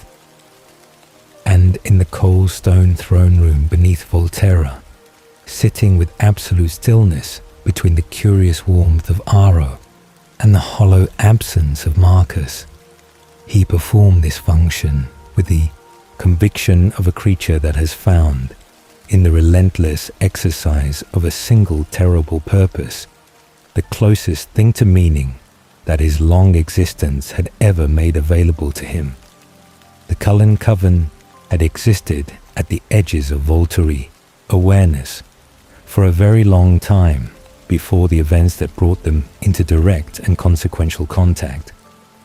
Carlisle Cullen's history with the Volturi predated the existence of his coven entirely, stretching back to the centuries he had spent in Volterra as a young vampire in the early modern era, newly transformed and attempting to understand what he was and how he might exist as that thing without becoming something he found morally intolerable. He had come to the Volturi not as a subject seeking judgment or a threat requiring management, but as something far more unusual. A vampire who had sought them out voluntarily, drawn by the knowledge that they represented the closest thing the immortal world possessed to an established community of experienced vampires from whom a newly made creature might learn what his existence required of him.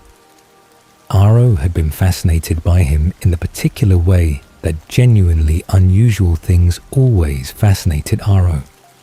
Not the performative fascination he sometimes deployed as a diplomatic instrument, but the real variety, the kind that produced in him a sustained and genuine curiosity that outlasted the initial encounter. A vampire who had developed a functional resistance to human blood through the application of moral conviction alone, who had chosen the harder path, not because the easier path was unavailable, but because his conscience made it untenable, was precisely the kind of extraordinary phenomenon that Aro's endlessly acquisitive mind found irresistible. He had welcomed Carlisle into the Volterra complex with warmth that was not entirely strategic, had given him access to the libraries and the accumulated knowledge of centuries, had made the intellectual and social environment of Volterra as hospitable as it could be made in the hope that Carlisle might find sufficient reason to remain. Carlisle had not remained.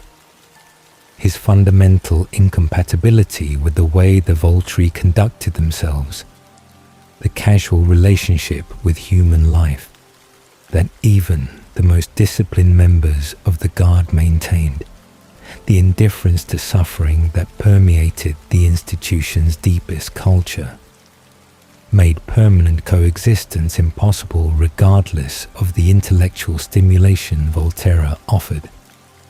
Eventually, he had taken his leave, departing with a characteristic grace that made even his exits difficult to resent, and had travelled to the New World to build something that had no true precedent in the history of vampire society. The Volturi had tracked the development of what Carlisle built from a distance. Aro's interest in Carlisle had not diminished with his departure. If anything, The distance made the Cullen experiment more compelling, because it was proceeding entirely without Volturi, influence and producing results that resisted easy categorization. A coven of 7 vampires, all maintaining voluntary abstinence from human blood, functioning with the coherence and stability of a genuine family unit, demonstrating across the decades that the lifestyle Carlyle had pioneered was not merely a personal eccentricity, but a reproducible model. And embedded within that coven, gifted members whose capabilities represented the kind of rare and exceptional talent that Aro spent his existence identifying and coveting for Volturi purposes.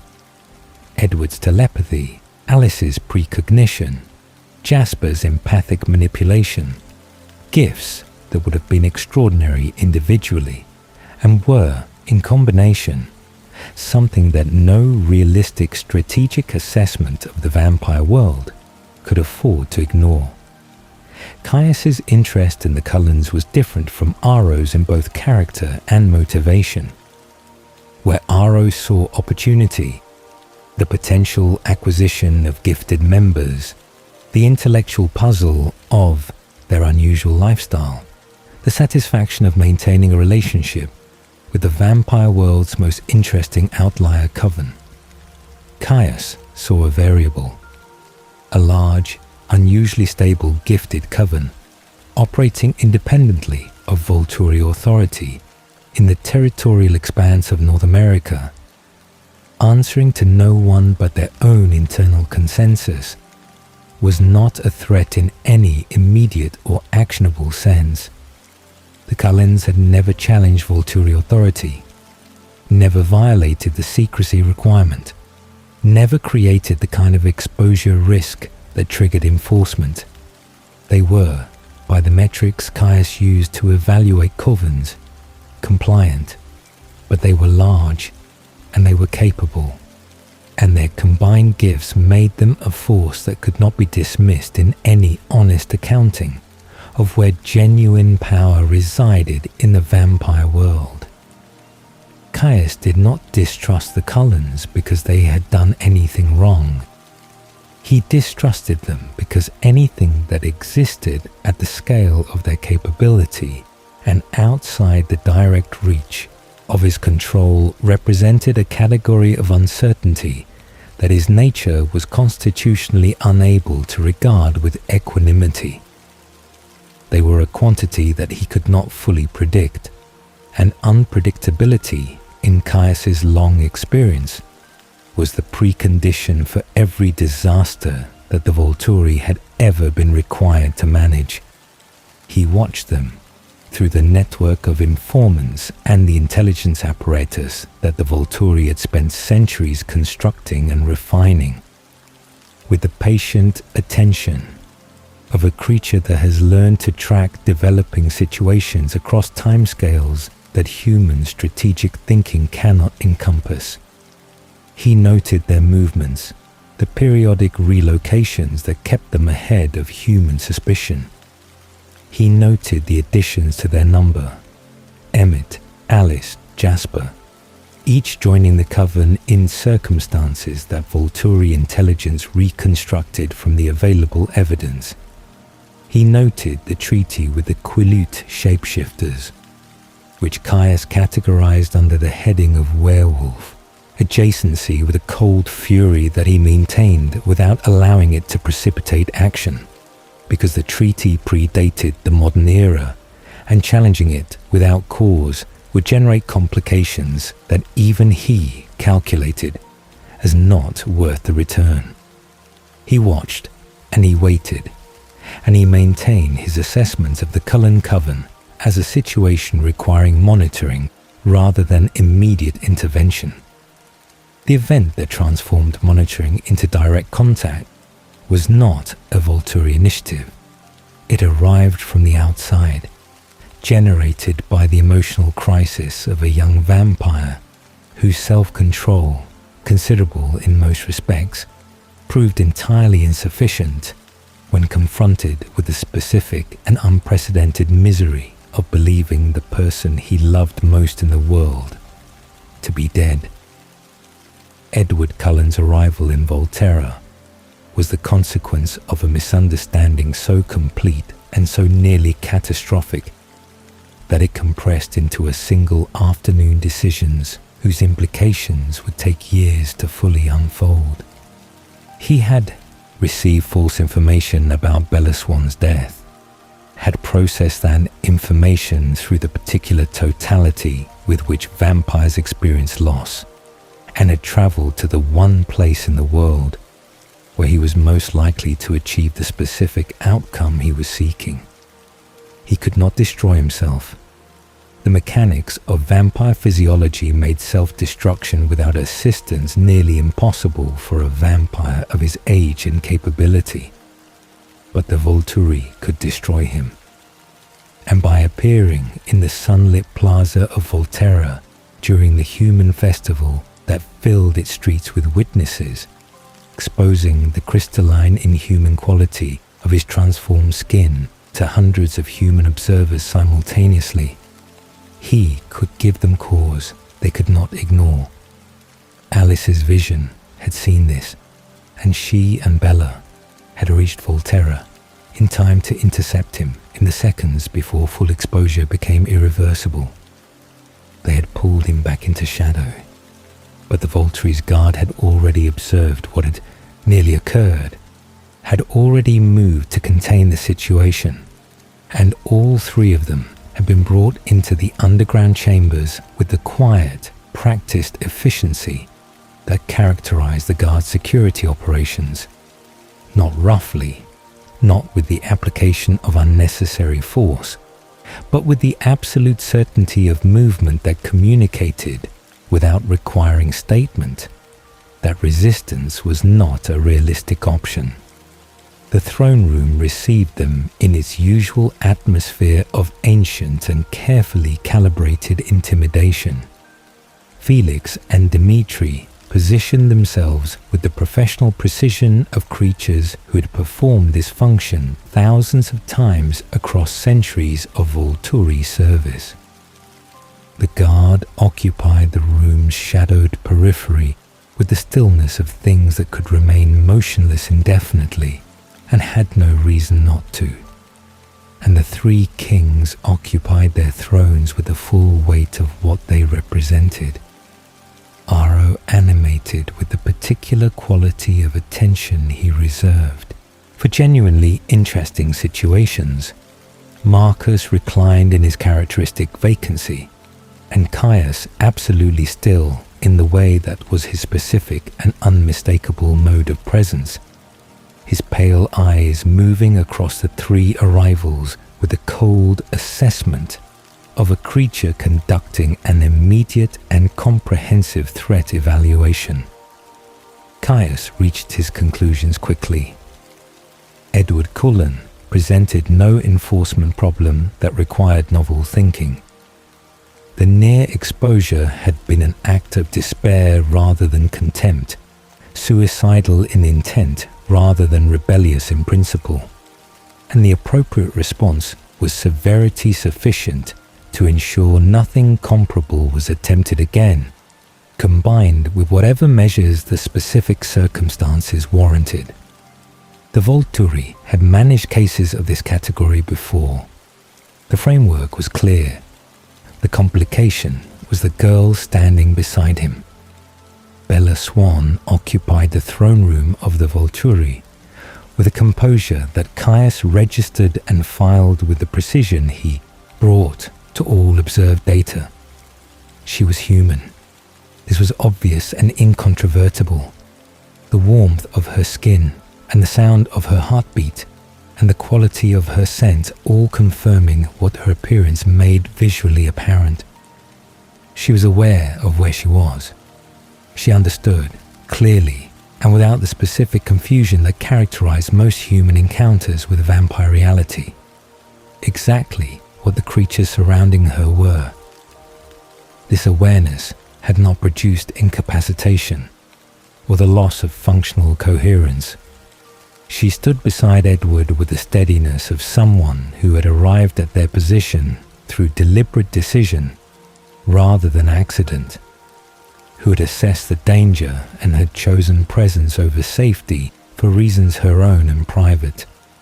She also, unambiguously and without any reasonable alternative interpretation, possessed full knowledge of vampire existence, not the partial, deniable, easily managed awareness that occasionally developed in humans who spent time adjacent to vampires without receiving direct confirmation of what they were observing.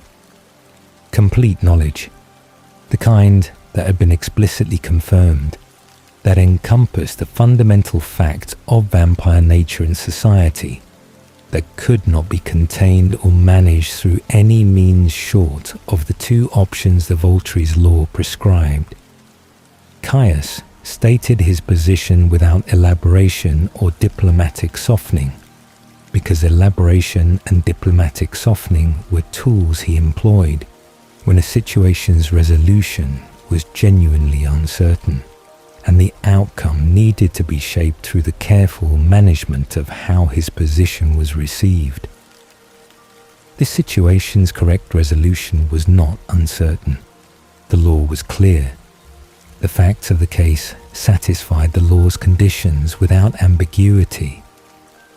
The girl knew what she knew, and the law that addressed this circumstance had no provision for exceptions based on the emotional circumstances of the vampires involved in producing the knowledge. She should be destroyed. This was what the law required, and Caius said so. Aro overruled him. The mechanics of how this happened were less simple than the bare fact of it suggests.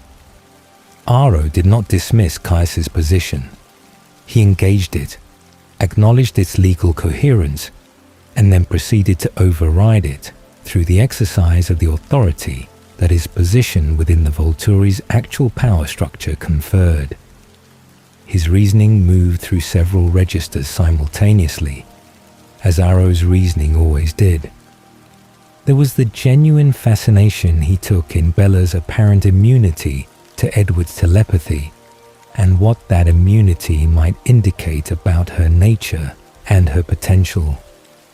There was the political calculation that destroying someone central to the Cullen Coven's emotional ecosystem would damage a relationship that Aro was not prepared to sacrifice for this particular return at this particular moment.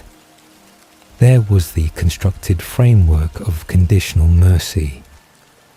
The girl would be spared temporarily on the explicit and recorded understanding that transformation would follow within a time frame that the Volturi would consider reasonable, that her existence as a human with full vampire knowledge was explicitly provisional rather than permanent. Caius accepted the ruling because the Volturi structure required him to accept it when Aro's position was clear and Marcus's characteristic indifference provided no counterbalancing weight. He was one voice among three, and the arithmetic of consensus in this instance did not resolve in his favor. His acceptance was genuine in the institutional sense. He did not challenge it further, did not attempt to undermine it through subsequent action, did not direct any member of the guard to take independent initiative against the ruling's terms. But his acceptance was not agreement, and every person in that throne room understood the difference between these two things. He looked at Bella Swan as she stood in the room that had ended the existence of creatures far more powerful and far better prepared than she was, and what his expression communicated was not the resolution of the matter, but its deferral. He was a creature of vast patience, who had managed deferred resolutions across timescales that made this particular interval insignificant. The girl was leaving Volterra alive. The question of whether that outcome was final or temporary remained, in his assessment, legitimately open. What the encounter revealed about the Volturi's internal dynamics deserved as much attention as what it revealed about the Cullens. The three kings were not the unified, harmonized authority that their public presentation was designed to suggest. They were three distinct natures organized around a shared institutional project, and the points at which those natures diverged were the points at which the institution's actual decision-making became visible. Aro's authority was real and primary. Marcus's indifference was real and consistent. And Caius's position, the dissenting voice of institutional principle over individual accommodation, the enforcement perspective that prioritized the long-term coherence of the law over the short-term management of a specific relationship, was real but frequently overridden when it conflicted with what Aro had already decided. He had lived within this structure for millennia. He understood its constraints and had learned to operate effectively within them. The constraint in this instance was the survival of Bella Swan and the conditional arrangement that governed it. And Caius accepted this constraint with the practiced resignation of a creature who had learned that not every situation resolves immediately, and that patience applied to unresolved situations was rarely wasted. The Cullens departed Volterra with their human girl and their provisional reprieve, returning to the ordinary rhythms of their existence in the Pacific Northwest. The throne room resumed its normal proceedings. The sentries continued their accumulation in the deep stone chambers beneath the Tuscan city. And in the long institutional memory of the Vulturi, carefully maintained and never permitted to become cluttered with resolutions that hadn't actually occurred, the name of Bella Swan remained present. The situation remained open. The conditional arrangement that Aro had constructed around her survival had a built-in horizon, a point at which the condition would be assessed and found either satisfied or violated. And Caius was entirely prepared to wait for that horizon with the same patience he brought to every other long-term concern in his ancient and unending existence. He was, above all things, a creature who understood that time moved differently for the immortal than for everyone else, and that, in the fullness of time, almost everything eventually came to him. There was a period in the history of the vampire world that even the oldest surviving immortals do not speak of easily.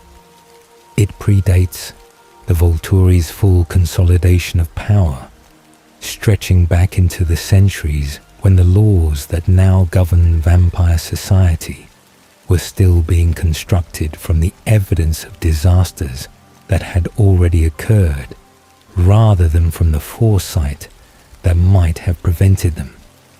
It was a period defined by a particular category of catastrophe, one that repeated itself across different geographies and different covens with enough consistency that the pattern eventually became impossible for even the most willfully inattentive members of the vampire world to dismiss.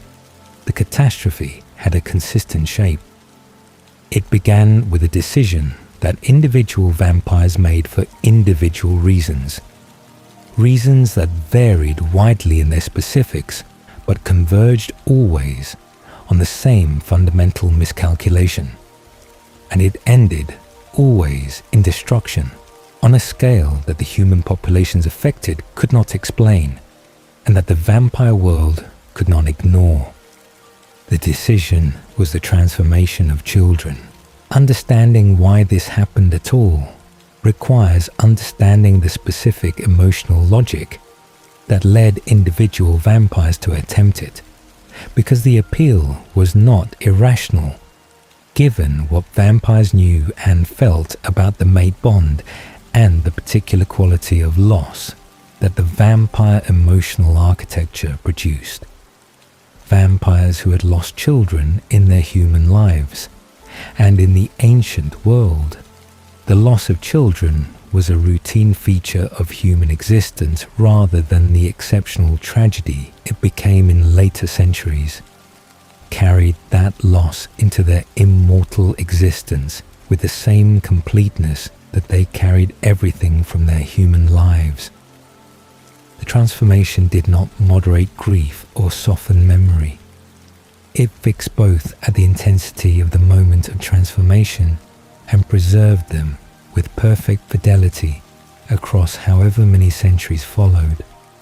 A vampire who had loved a child and lost that child to the ordinary violence of the ancient world might spend decades or centuries carrying that loss before encountering, in the course of their immortal existence, a human child whose qualities, appearance, temperament, some indefinable quality of presence, resonated with the memory of what had been lost, the desire to preserve this child, to prevent the loss from repeating, to use the power that immortality conferred to do the thing that human vulnerability had made impossible, was a desire that the vampire emotional architecture, with its totality and its permanence, made overwhelming in ways that rational calculation could not easily counterbalance, and so they transformed children, with the best of intentions,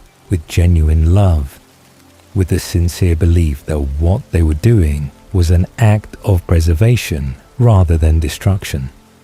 The results were, without exception, catastrophic. The problem was not the children's bodies, which transformed as any human body transformed and emerged from the process with the same immortal durability and physical capability that adult transformation produced. The problem was what the transformation could not change. A child's mind, the specific developmental stage of cognitive and emotional architecture that characterized human childhood, was fixed at the moment of transformation as completely as everything else was fixed. The capacity for impulse control that the human brain develops across the long years of childhood and adolescence, the ability to delay immediate gratification, to consider consequences before acting, to modulate emotional responses in accordance with social context. None of this was present in a child whose transformation had occurred before the relevant neurological development could take place. What emerged from the transformation was therefore a creature of extraordinary physical power and zero psychological governability. An immortal child could not be taught, not in any meaningful sense, not beyond the most basic conditioned responses, because the cognitive architecture that makes genuine learning possible, the ability to hold an abstract principle in mind and apply it to novel situations, to understand the connection between current behavior and future consequence, was simply not present. An immortal child could not be reasoned with or threatened or persuaded or managed through any of the mechanisms that made adult vampires, however difficult, ultimately controllable. They could only be contained, and containment of a creature with the physical capabilities of a vampire and the emotional regulation of a human toddler was not a sustainable project.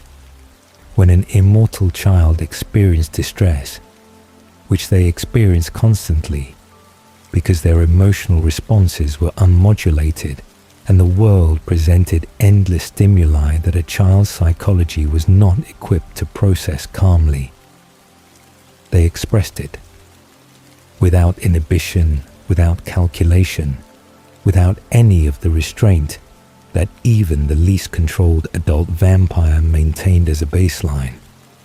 They expressed it with the full physical capability of their transformed bodies, and the environments in which they expressed it did not survive the expression intact.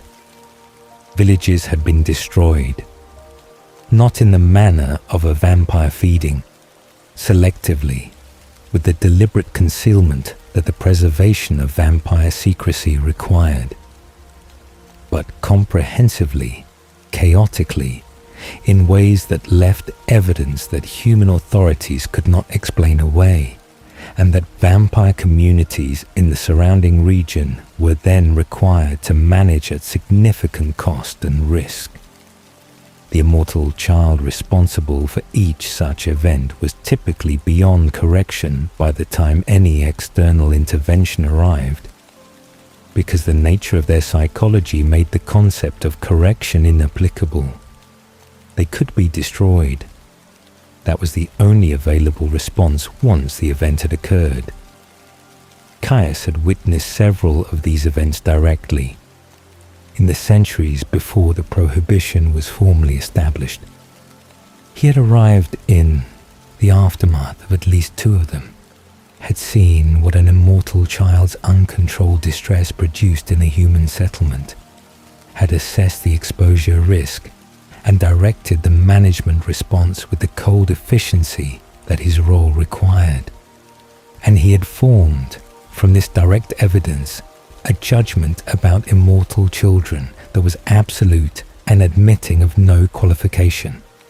They were incompatible with order, not merely difficult, not merely risky under certain circumstances, or manageable with sufficient care and resources. Incompatible, as fundamentally incompatible with the stable governed existence that the Volturi existed to maintain, as fire was incompatible with the structures it consumed. Then there was Vasili. Vasili was an immortal child kept by the Volturi themselves in the early centuries of their establishment in Volterra, before the formal prohibition had been issued and before the full weight of accumulated evidence had resolved the question of whether immortal children could be managed under optimal conditions. Aro had maintained him as something between a ward and an experiment, a test of whether the Volturi, with their exceptional resources and their gifted guard and their centuries of accumulated knowledge about vampire management, could succeed where lesser covens had failed. If any institution in the vampire world was capable of containing an immortal child safely, it was the Volturi. Aro wanted to know whether capability was sufficient. The answer, delivered across the years of Vasili's presence in the Volterra complex, was definitive. The Volturi could contain Vasili. They could prevent him from destroying human settlements or exposing vampire existence to the outside world. They could manage the immediate consequences of his distress events within the protected environment of the underground chambers. What they could not do was change what he was. They could not teach him. They could not develop in him, through any application of time or patience or gifted management, the cognitive capacity that would have made him genuinely safer. He remained exactly what he had been at the moment of his transformation. A child with a child's psychology, inhabiting an immortal body that made every expression of that psychology potentially catastrophic. Eventually, Vasili was destroyed. The decision, when it came, was Aro's formally but Caius's in every meaningful sense. He had argued for it from the beginning of the experiment, had maintained his position through every year that Aro's curiosity extended the trial, and had experienced the outcome not as a loss or a difficult conclusion, but as the straightforward confirmation of what he had known from the first moment Vasili's situation was presented to him. The formal prohibition followed. The Volturi issued it to the vampire world, not as a new invention, but as the codification of something that the evidence had established beyond reasonable dispute, that immortal children were a category of existence that the vampire world could not accommodate and survive intact, and that their creation was therefore not merely inadvisable, but absolutely prohibited, with consequences for violation that reflected the absolute nature of the prohibition itself. Covens that had immortal children were given no period of grace in which to comply. There was no mechanism by which a coven could argue the particular merits of their specific situation, no process by which an exception might be applied for and considered. The prohibition was not a regulation with compliance pathways. It was an edict with a single response to violation: total destruction of the child and the coven that had created or sheltered them, executed with the speed and completeness that prevented any possibility of the situation persisting long enough to generate the exposure events it was designed to prevent. Caius enforced this law with a consistency and a thoroughness that exceeded his enforcement of every other Volturi prohibition, and the excess was not incidental. It was deliberate, and it was communicative, a signal transmitted through every enforcement action and carried back to the broader vampire world by whatever witnesses survived to carry it, that this particular law occupied a different category than the others. Other laws were serious. This law was absolute. Other violations might, under circumstances sufficiently unusual, produce responses calibrated to the specific facts of the case. This violation produced one response, always without calibration or exception. The signal was received.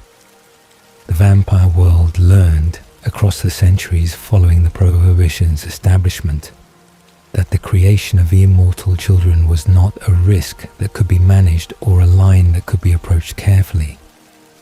It was a termination of the child, of the coven, of everyone in the surrounding network who had known and had not reported.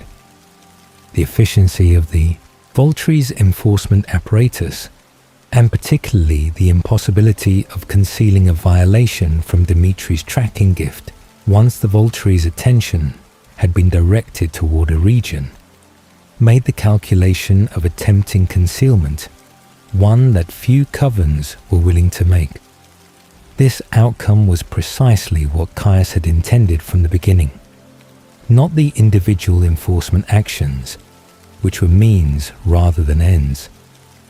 The outcome, a vampire world in which the creation of immortal children had effectively ceased because the consequence of creation was certain and total, was the point. He did not need to destroy every violation. He needed to destroy enough violations with sufficient consistency and visibility that the category of coven willing to risk violation contracted toward zero. He had achieved this, and in the achievement, he found the specific satisfaction that the enforcement of this particular law produced in him, and that other enforcement actions, however necessary and however correctly executed, did not produce in quite the same way. Other laws protected the arrangement. This law protected order itself, protected the fundamental principle that the vampire world was governable, that chaos could be contained, that the uncontrollable could be eliminated before it eliminated everything else. It was the law he loved most because it was the law most like him. Absolute, without gradation, admitting of no exceptions. A clear line between the world as it should be and everything that threatened to make it otherwise, with the full weight of Volturi authority positioned permanently on the correct side of that line. He was always on the correct side. He made certain of it. and as the centuries passed and the immortal children receded from living memory into historical account, as the prohibition became so thoroughly established that younger vampires sometimes forgot it had ever needed to be established at all, Caius maintained his vigilance with the patience of a creature who understood that the price of absolute prohibition was absolute attention. The law did not enforce itself. That was what he was for. The report reached Volterra in the way that the most significant reports always reached Volterra. Not through the formal intelligence channels that the Volturi's network maintained across the vampire world, but through a single individual arriving in person, carrying information that could not be transmitted through intermediaries without losing the specific quality that made it actionable. Irina was a member of the Denali Coven, one of the oldest and most established of the vampire communities that maintained the Cullen family's particular lifestyle of abstinence from human blood. She was not a stranger to Volterra or to the Volturi's processes.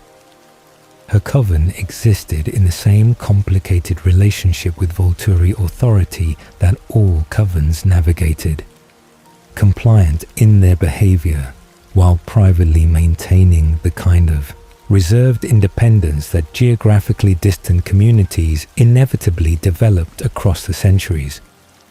She arrived in Volterra with the specific posture of a creature who had come to report something rather than to be judged for something, carrying the moral authority that informants believe themselves to possess and that the Volturi have always been careful to encourage, regardless of what they privately think of those who provide it.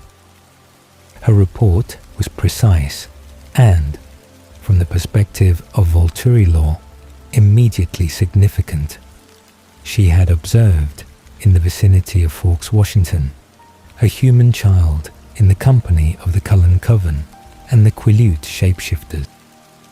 A child who did not move or behave as human children moved and behaved, whose qualities of presence and appearance suggested something other than ordinary humanity, and whom Irina had assessed, based on the evidence available to her at the moment of observation, as an immortal child.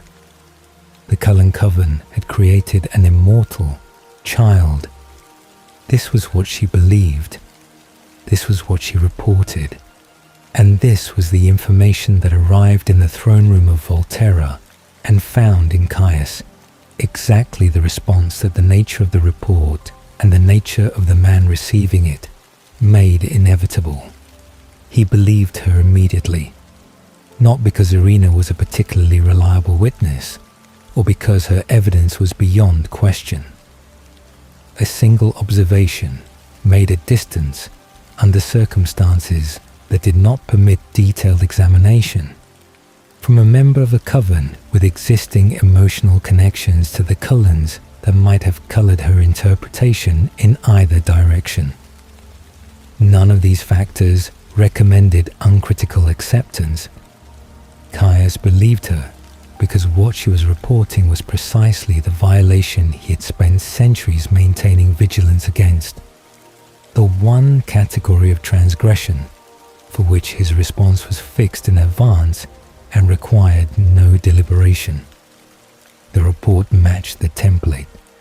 The template prescribed the response. Aro was more measured in his initial reaction, as Aro was always more measured, because Aro's relationship with information was one of collection and verification rather than immediate application. He received Irina's account through his gift, reading in her mind not merely the words of her report, but every sensory detail of what she had actually observed, every emotional layer of her response to it, every uncertainty and every conviction that had accompanied her interpretation of what she saw. He was, after this reading, clearly aware that what Irina had observed and what she had concluded from that observation were not necessarily the same thing. The observation itself was real. The conclusion was an inference, and inferences made at distance by witnesses with their own complex relationships to the parties involved were not the same as confirmed facts. He did not share the full texture of this assessment with Caius. What he shared was the decision that the report warranted a response, and that the response would be comprehensive. This was the decision that revealed to anyone examining it with honest attention what the Volturi's true intention was: a report of a suspected violation of the immortal children prohibition received from a single witness without corroborating evidence, from a coven located in a remote and accessible region with no immediate risk of additional exposure. This was a situation that a genuinely investigative response would have addressed through the dispatch of a small delegation authorized to examine the evidence and report back. 2 or 3 members of the guard, with the authority to observe and assess and return with information sufficient to support or refute the accusation. The Volturi did not send 2 or 3 members of the guard. They mobilized their full complement, every significant member of the guard, every gifted asset in their enforcement arsenal, the 3 kings themselves traveling in person. They assembled an army and marched it toward Forks, Washington, and the pretense that this represented an investigative expedition rather than a predetermined execution collapsed under the weight of its own scale before it had fully left Volterra.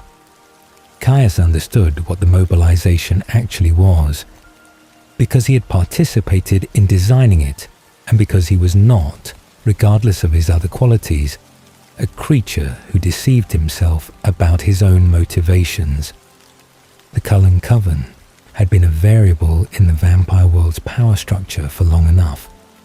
Their lifestyle was unusual, their independence was maintained, their gifted members remained outside Volturi service, and the situation with Bella Swan, the human who knew the conditional reprieve that Aro had extended in the throne room years before, had resolved in a direction that complicated the original arrangement's terms.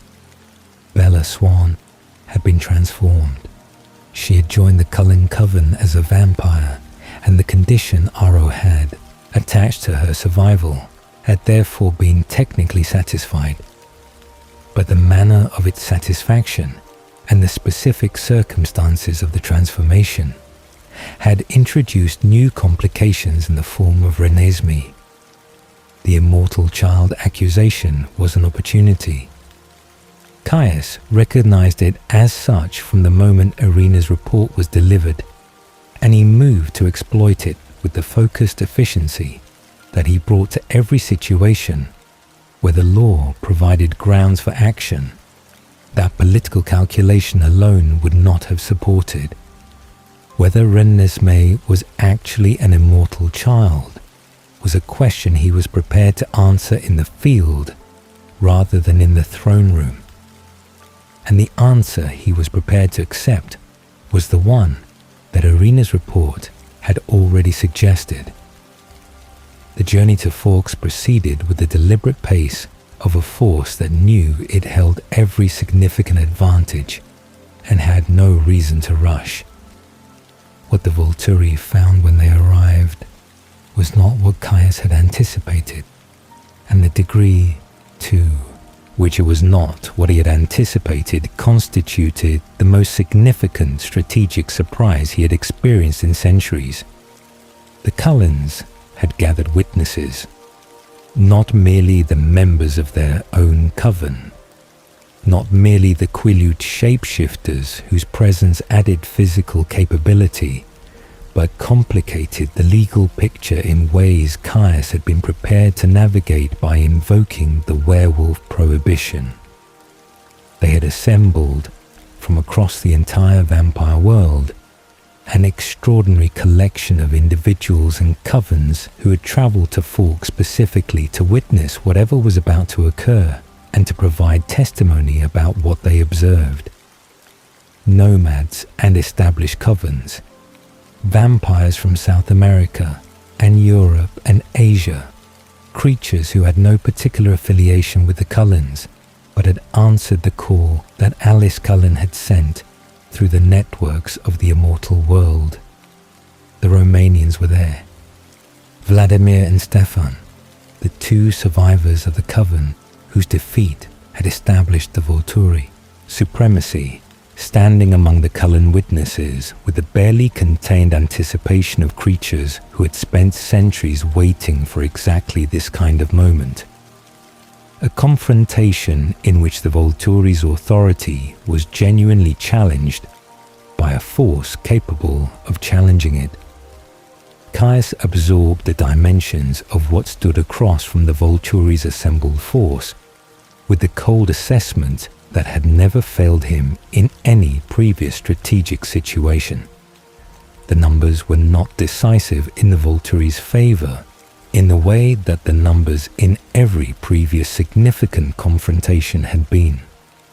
The Cullens' assembled witnesses included gifted individuals whose capabilities introduced genuine uncertainties into the tactical calculation. And the structure of the encounter, a large field, open ground, multiple independent actors on both sides, reduced the advantages that the Volturi's discipline and coordinated guard normally provided against disorganized opponents. This was not the situation the mobilization had been designed to address. The mobilization had been designed to address the Cullen Coven and their immediate allies, a force that the Volturi's full complement could overwhelm with acceptable cost. What stood across from them in that frozen field was something that required more careful handling.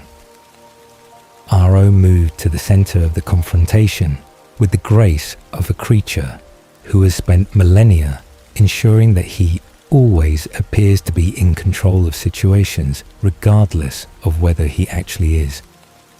He accepted Carlyle's invitation to examine Renesmee directly, taking the child's small hand in his and reading through his gift everything that Renesmee's mind contained about her own nature and origins. He read Edward and Bella as well, completing through direct psychic contact the investigation that should have preceded the mobilization, rather than occurring in the field with an army assembled behind him. What he read was not an immortal child. Renesmee Cullen was not a transformed human child. She was something the vampire world had no established category for, a being born rather than made, the biological child of a human mother and a vampire father, growing and developing rather than fixed at a perpetual developmental stage, possessed of a mind that was extraordinary in its capacity and entirely unlike the ungovernable psychology of a true immortal child. The accusation that had justified the mobilization was, on the evidence, false. Caius watched Aro's face during the examination and read in it the same thing he had read in the throne room years before. The calculation of an extraordinarily sophisticated mind, working through the implications of information that complicated a preferred outcome. Aro had wanted certain things from this confrontation. The examination had established that the legal grounds for those things were not what Irina's report had indicated. The question now was what remained available. Caius provided his own answer to this question by turning the confrontation's focus toward the Quileute presence. Werewolves, he argued, with the conviction of someone who had been making this argument for centuries. The Quileute shapeshifters were werewolves, Their presence among the Cullen witnesses was itself a violation. The prohibition that he had spent such extraordinary effort enforcing extended to them and their alliance with the Cullen coven. He pressed this position with the determination of a creature searching for the remaining solid legal ground in a situation where the primary ground had shifted beneath him. The argument did not carry. The distinction between the children of the moon and the Quileute shapeshifters, whatever Caius's personal rejection of it, was a distinction that the assembled witnesses and the broader logic of the confrontation circumstances did not permit him to collapse through force of assertion alone. Then Alice arrived. She appeared at the edge of the field with a stranger none of the assembled parties had anticipated, Nahuel, a being whose existence mirrored Renesmee's in the most essential respects. He was a half-human, half-vampire individual who had been born rather than made, who had grown and developed across the years of his life, who was now an adult by any reasonable standard of assessment. His existence demonstrated more completely than any argument could have that Renesmee's nature was not a unique anomaly requiring novel legal response, but a known if rare category of being whose existence posed none of the specific threats that justified the immortal children prohibition. The legal grounds for the confrontation evaporated entirely. What followed was the most carefully managed retreat in the history of Volturi authority. Aro performed it with the skill that his millennia of political experience made available, constructing around the withdrawal a narrative of judgment rendered and mercy exercised that preserved as much institutional face as the circumstances permitted. The confrontation had been an investigation. The investigation had determined that no violation had occurred. The Volturi withdrew their force as a governing body that had performed its function, not as an army that had arrived prepared for destruction and found itself checkmated by preparation and numbers it had not anticipated. Caius was not satisfied with this narrative, and he did not pretend to be in any internal sense. But before the withdrawal was completed, he extracted from the situation the one thing he could still take from it, the one action still available to him that served both the law's purposes and his own. He turned to Irina, who had provided the accusation, Irina, who had stood among the Cullen witnesses rather than among the Volturi's forces, whose presence on the wrong side of the confrontation's line communicated a set of loyalties incompatible with the role she had played in initiating Volturi action. Caius approached her with questions framed in the language of accountability. Did she maintain her accusation now that Renesmee's nature had been demonstrated? Did she acknowledge that her report had been in error? He engineered the exchange with the deliberate precision of a creature who knew exactly what he was doing and why. Irina, confronted with the public dismantling of the accusation she had brought to Volterra, responded with the combination of grief and shame and anger that her position made inevitable. She acknowledged the error. She directed her anger toward Caius in a way that, under the specific circumstances of a formal Volturi proceeding conducted in the field, constituted a transgression against the authority of the kings. He destroyed her for it, immediately and completely, before the echo of her response had finished reaching the assembled witnesses on both sides of the confrontation. The execution was swift and without any of the theatrical elaboration he sometimes permitted himself. This was not about demonstration or message or the careful construction of a deterrent effect. This was about the one thing he was still able to take from a situation that had denied him everything else. The reaction from the Cullen witnesses was immediate and visceral. Grief from those who had known Irina, fury from those who understood what had just been done and why. But reaction was all it was. The confrontation did not reignite. The Volturi completed their withdrawal. Caius walked away from Forks, Washington, with Irina's destruction as the sole concrete outcome of a mobilization that had been intended to produce something vastly more significant. He was not satisfied, but he had not left nothing behind. He never left nothing behind. The field emptied. The witnesses dispersed back to their ordinary immortal lives across the scattered geography of the world, and the Volturi returned to Volterra, to the ancient stone chambers and the throne room and the deep rhythms of an institution that had survived challenges before and would position itself with the patience that millennia of practice provided to ensure that whatever had been demonstrated in that frozen field in the Pacific Northwest did not become the established precedent for how the Volturi's authority could be successfully managed. Caius returned to his throne.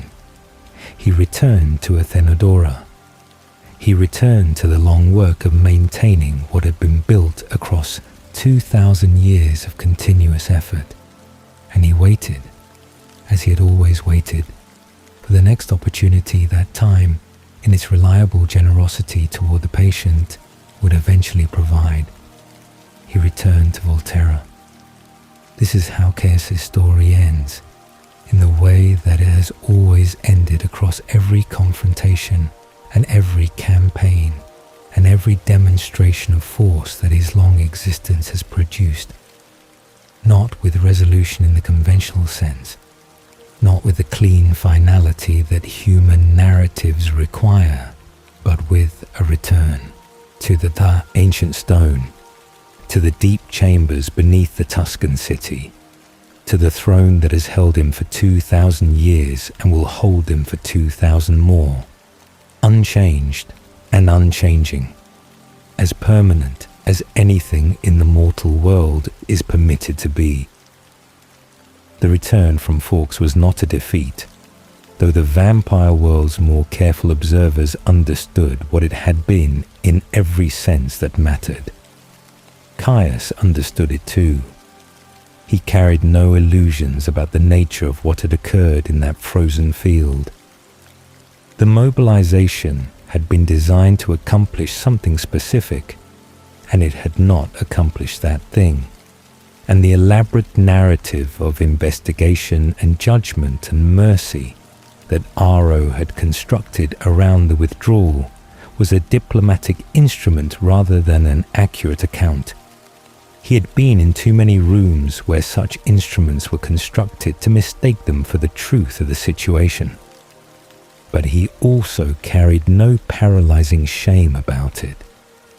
Shame required a relationship with vulnerability that Caius had spent millennia eliminating from his psychological architecture, and even the most significant setback in the long history of his existence could not reconstitute what those centuries of deliberate self-construction had removed.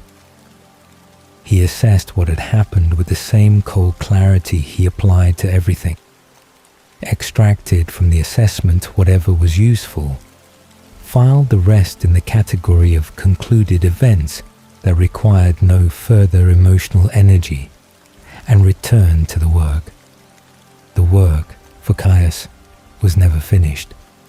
This was not a source of frustration, but of a kind of grim sustenance, the knowledge that the project he had committed his existence to maintaining would always require maintenance, that the order he had helped build from the ruins of the ancient world's chaos would always be subject to the pressures that chaos generated in its endless attempts to reassert itself.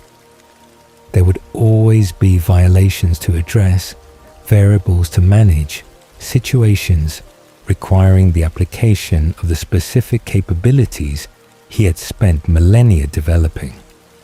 The Volturi's work was not a problem to be solved and set aside. It was a condition to be maintained permanently by creatures permanent enough to maintain it. He was permanent enough. This remained true even after Forks, even after the demonstration that the Cullen Coven and their assembled witnesses could array against Volturi authority a force that complicated the arithmetic of simple overwhelming. The Volturi were still the Volturi. Their authority over the vampire world was still the organizing principle of immortal society, still the framework within which every significant actor in the vampire world made their calculations. The confrontation in Washington had introduced uncertainty into the margins of that authority, had demonstrated that the Cullens specifically represented a variable whose elimination could not be accomplished without cost that even the Volturi needed to account for. It had not broken anything foundational.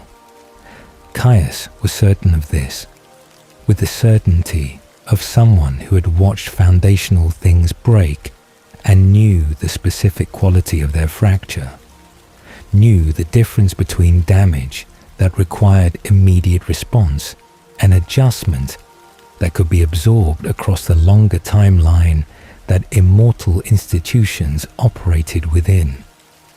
He sat in the throne room and conducted the ordinary business of Volturi governance with the same absolute stillness he had brought to that chair across 2,000 years. Delegations arrived from various corners of the vampire world. Covens seeking formal recognition of territorial arrangements. Individuals presenting themselves for evaluation or judgment. The occasional human who had wandered too far into awareness of the immortal world and needed to be managed in one direction or another. The proceeding continued. The institution functioned. The centuries accumulated their weight around him like stone around stone, each layer indistinguishable from the last in its essential character. And in the deepest interior of the Volterra complex, in the chambers that the outside world never saw, Athenodora remained. This was the constant that no confrontation and no political reversal could alter. The fixed point around which the rest of his existence organized itself with the reliability of something astronomical. She was there when he returned from Forks. She would be there when he returned from whatever came after Forks, from whatever the long future produced in the way of challenges to Volturi authority and Caius's specific role within it.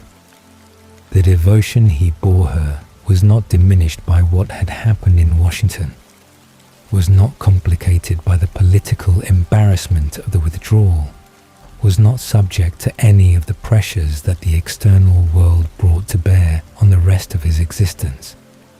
It was simply true, as permanently and as unconditionally as anything in his nature was true. This is what 2,000 years of Caius looks like from the outside. A figure of absolute stillness in an ancient chair, pale beyond the ordinary pallor of his kind, eyes moving across every proceeding with the cold assessment of a creature for whom threat evaluation never ceases, who has not softened across the centuries because softening is not a process available to him, who is not tired of the work because exhaustion requires a relationship with time that immortality does not permit. He is the same in the modern era as he was in the ancient world in every characteristic that defines him. The world around him has transformed beyond recognition.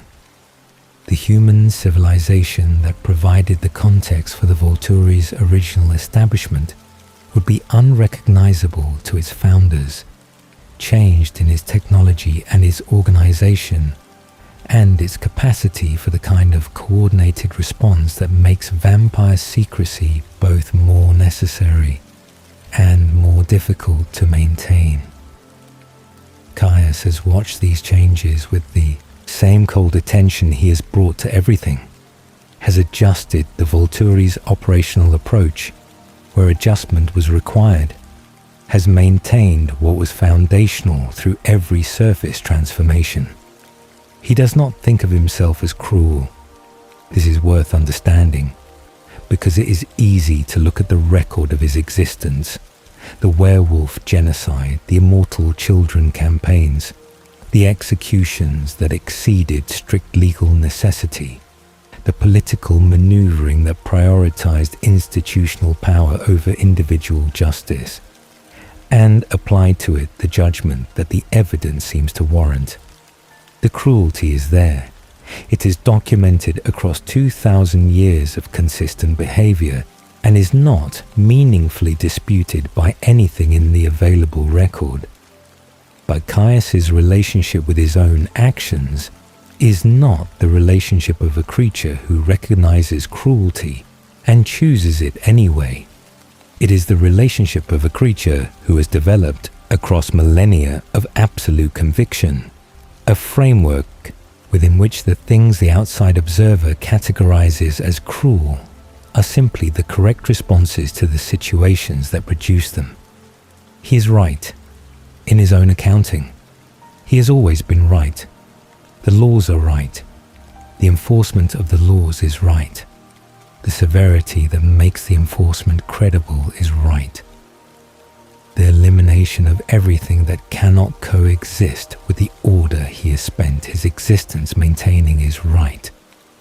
This is not self-deception in the ordinary sense. It is something more total than self-deception, something that has been constructed across so many centuries and reinforced through so many consistent applications that it has become the architecture of his cognition, rather than merely a position he holds. He cannot think outside it. He does not experience it as a limitation because limitations are features of frameworks you can perceive the edges of. And Caius has not been able to perceive the edges of his own framework for longer than most civilizations have existed. The vampire world endures with him at its governing center, not because it loves what the Vulturi represent, but because it fears the alternative. This is the arrangement Caius designed, maintained across 2,000 years of continuous application, and considers the appropriate foundation for any governance structure that expects to last. Love is variable. Fear is reliable. The creatures who resent Volturi authority, and they exist, scattered across the vampire world, in various configurations of impotent grievance, resent it from a safe distance and without taking action, because the distance between resentment and action is filled, in their calculations, with the specific awareness of what action against the Volturi has historically produced. This is Caius's achievement, not the throne, not the title, not the elaborate institutional apparatus of the Volturi's enforcement operation. The achievement is the space between resentment and action, the gap maintained by fear across 2,000 years in the minds of every vampire who might otherwise have chosen differently. He has made the cost of defiance so consistently and so visibly catastrophic that defiance itself has become, for most of the vampire world, a theoretical rather than a practical category.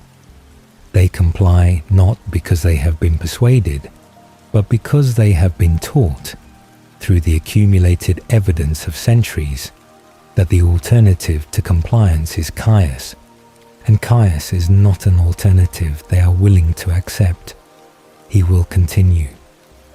The throne will hold him, and he will hold the institution, and the institution will hold the vampire world in the arrangement that has sustained it across all the centuries of its existence. New challenges will arrive, because challenges always arrive. The Cullen situation demonstrated that the margins of Volturi authority were not as impenetrable as the institution's self-presentation suggested, and wherever margins exist, there will eventually be creatures willing to test them.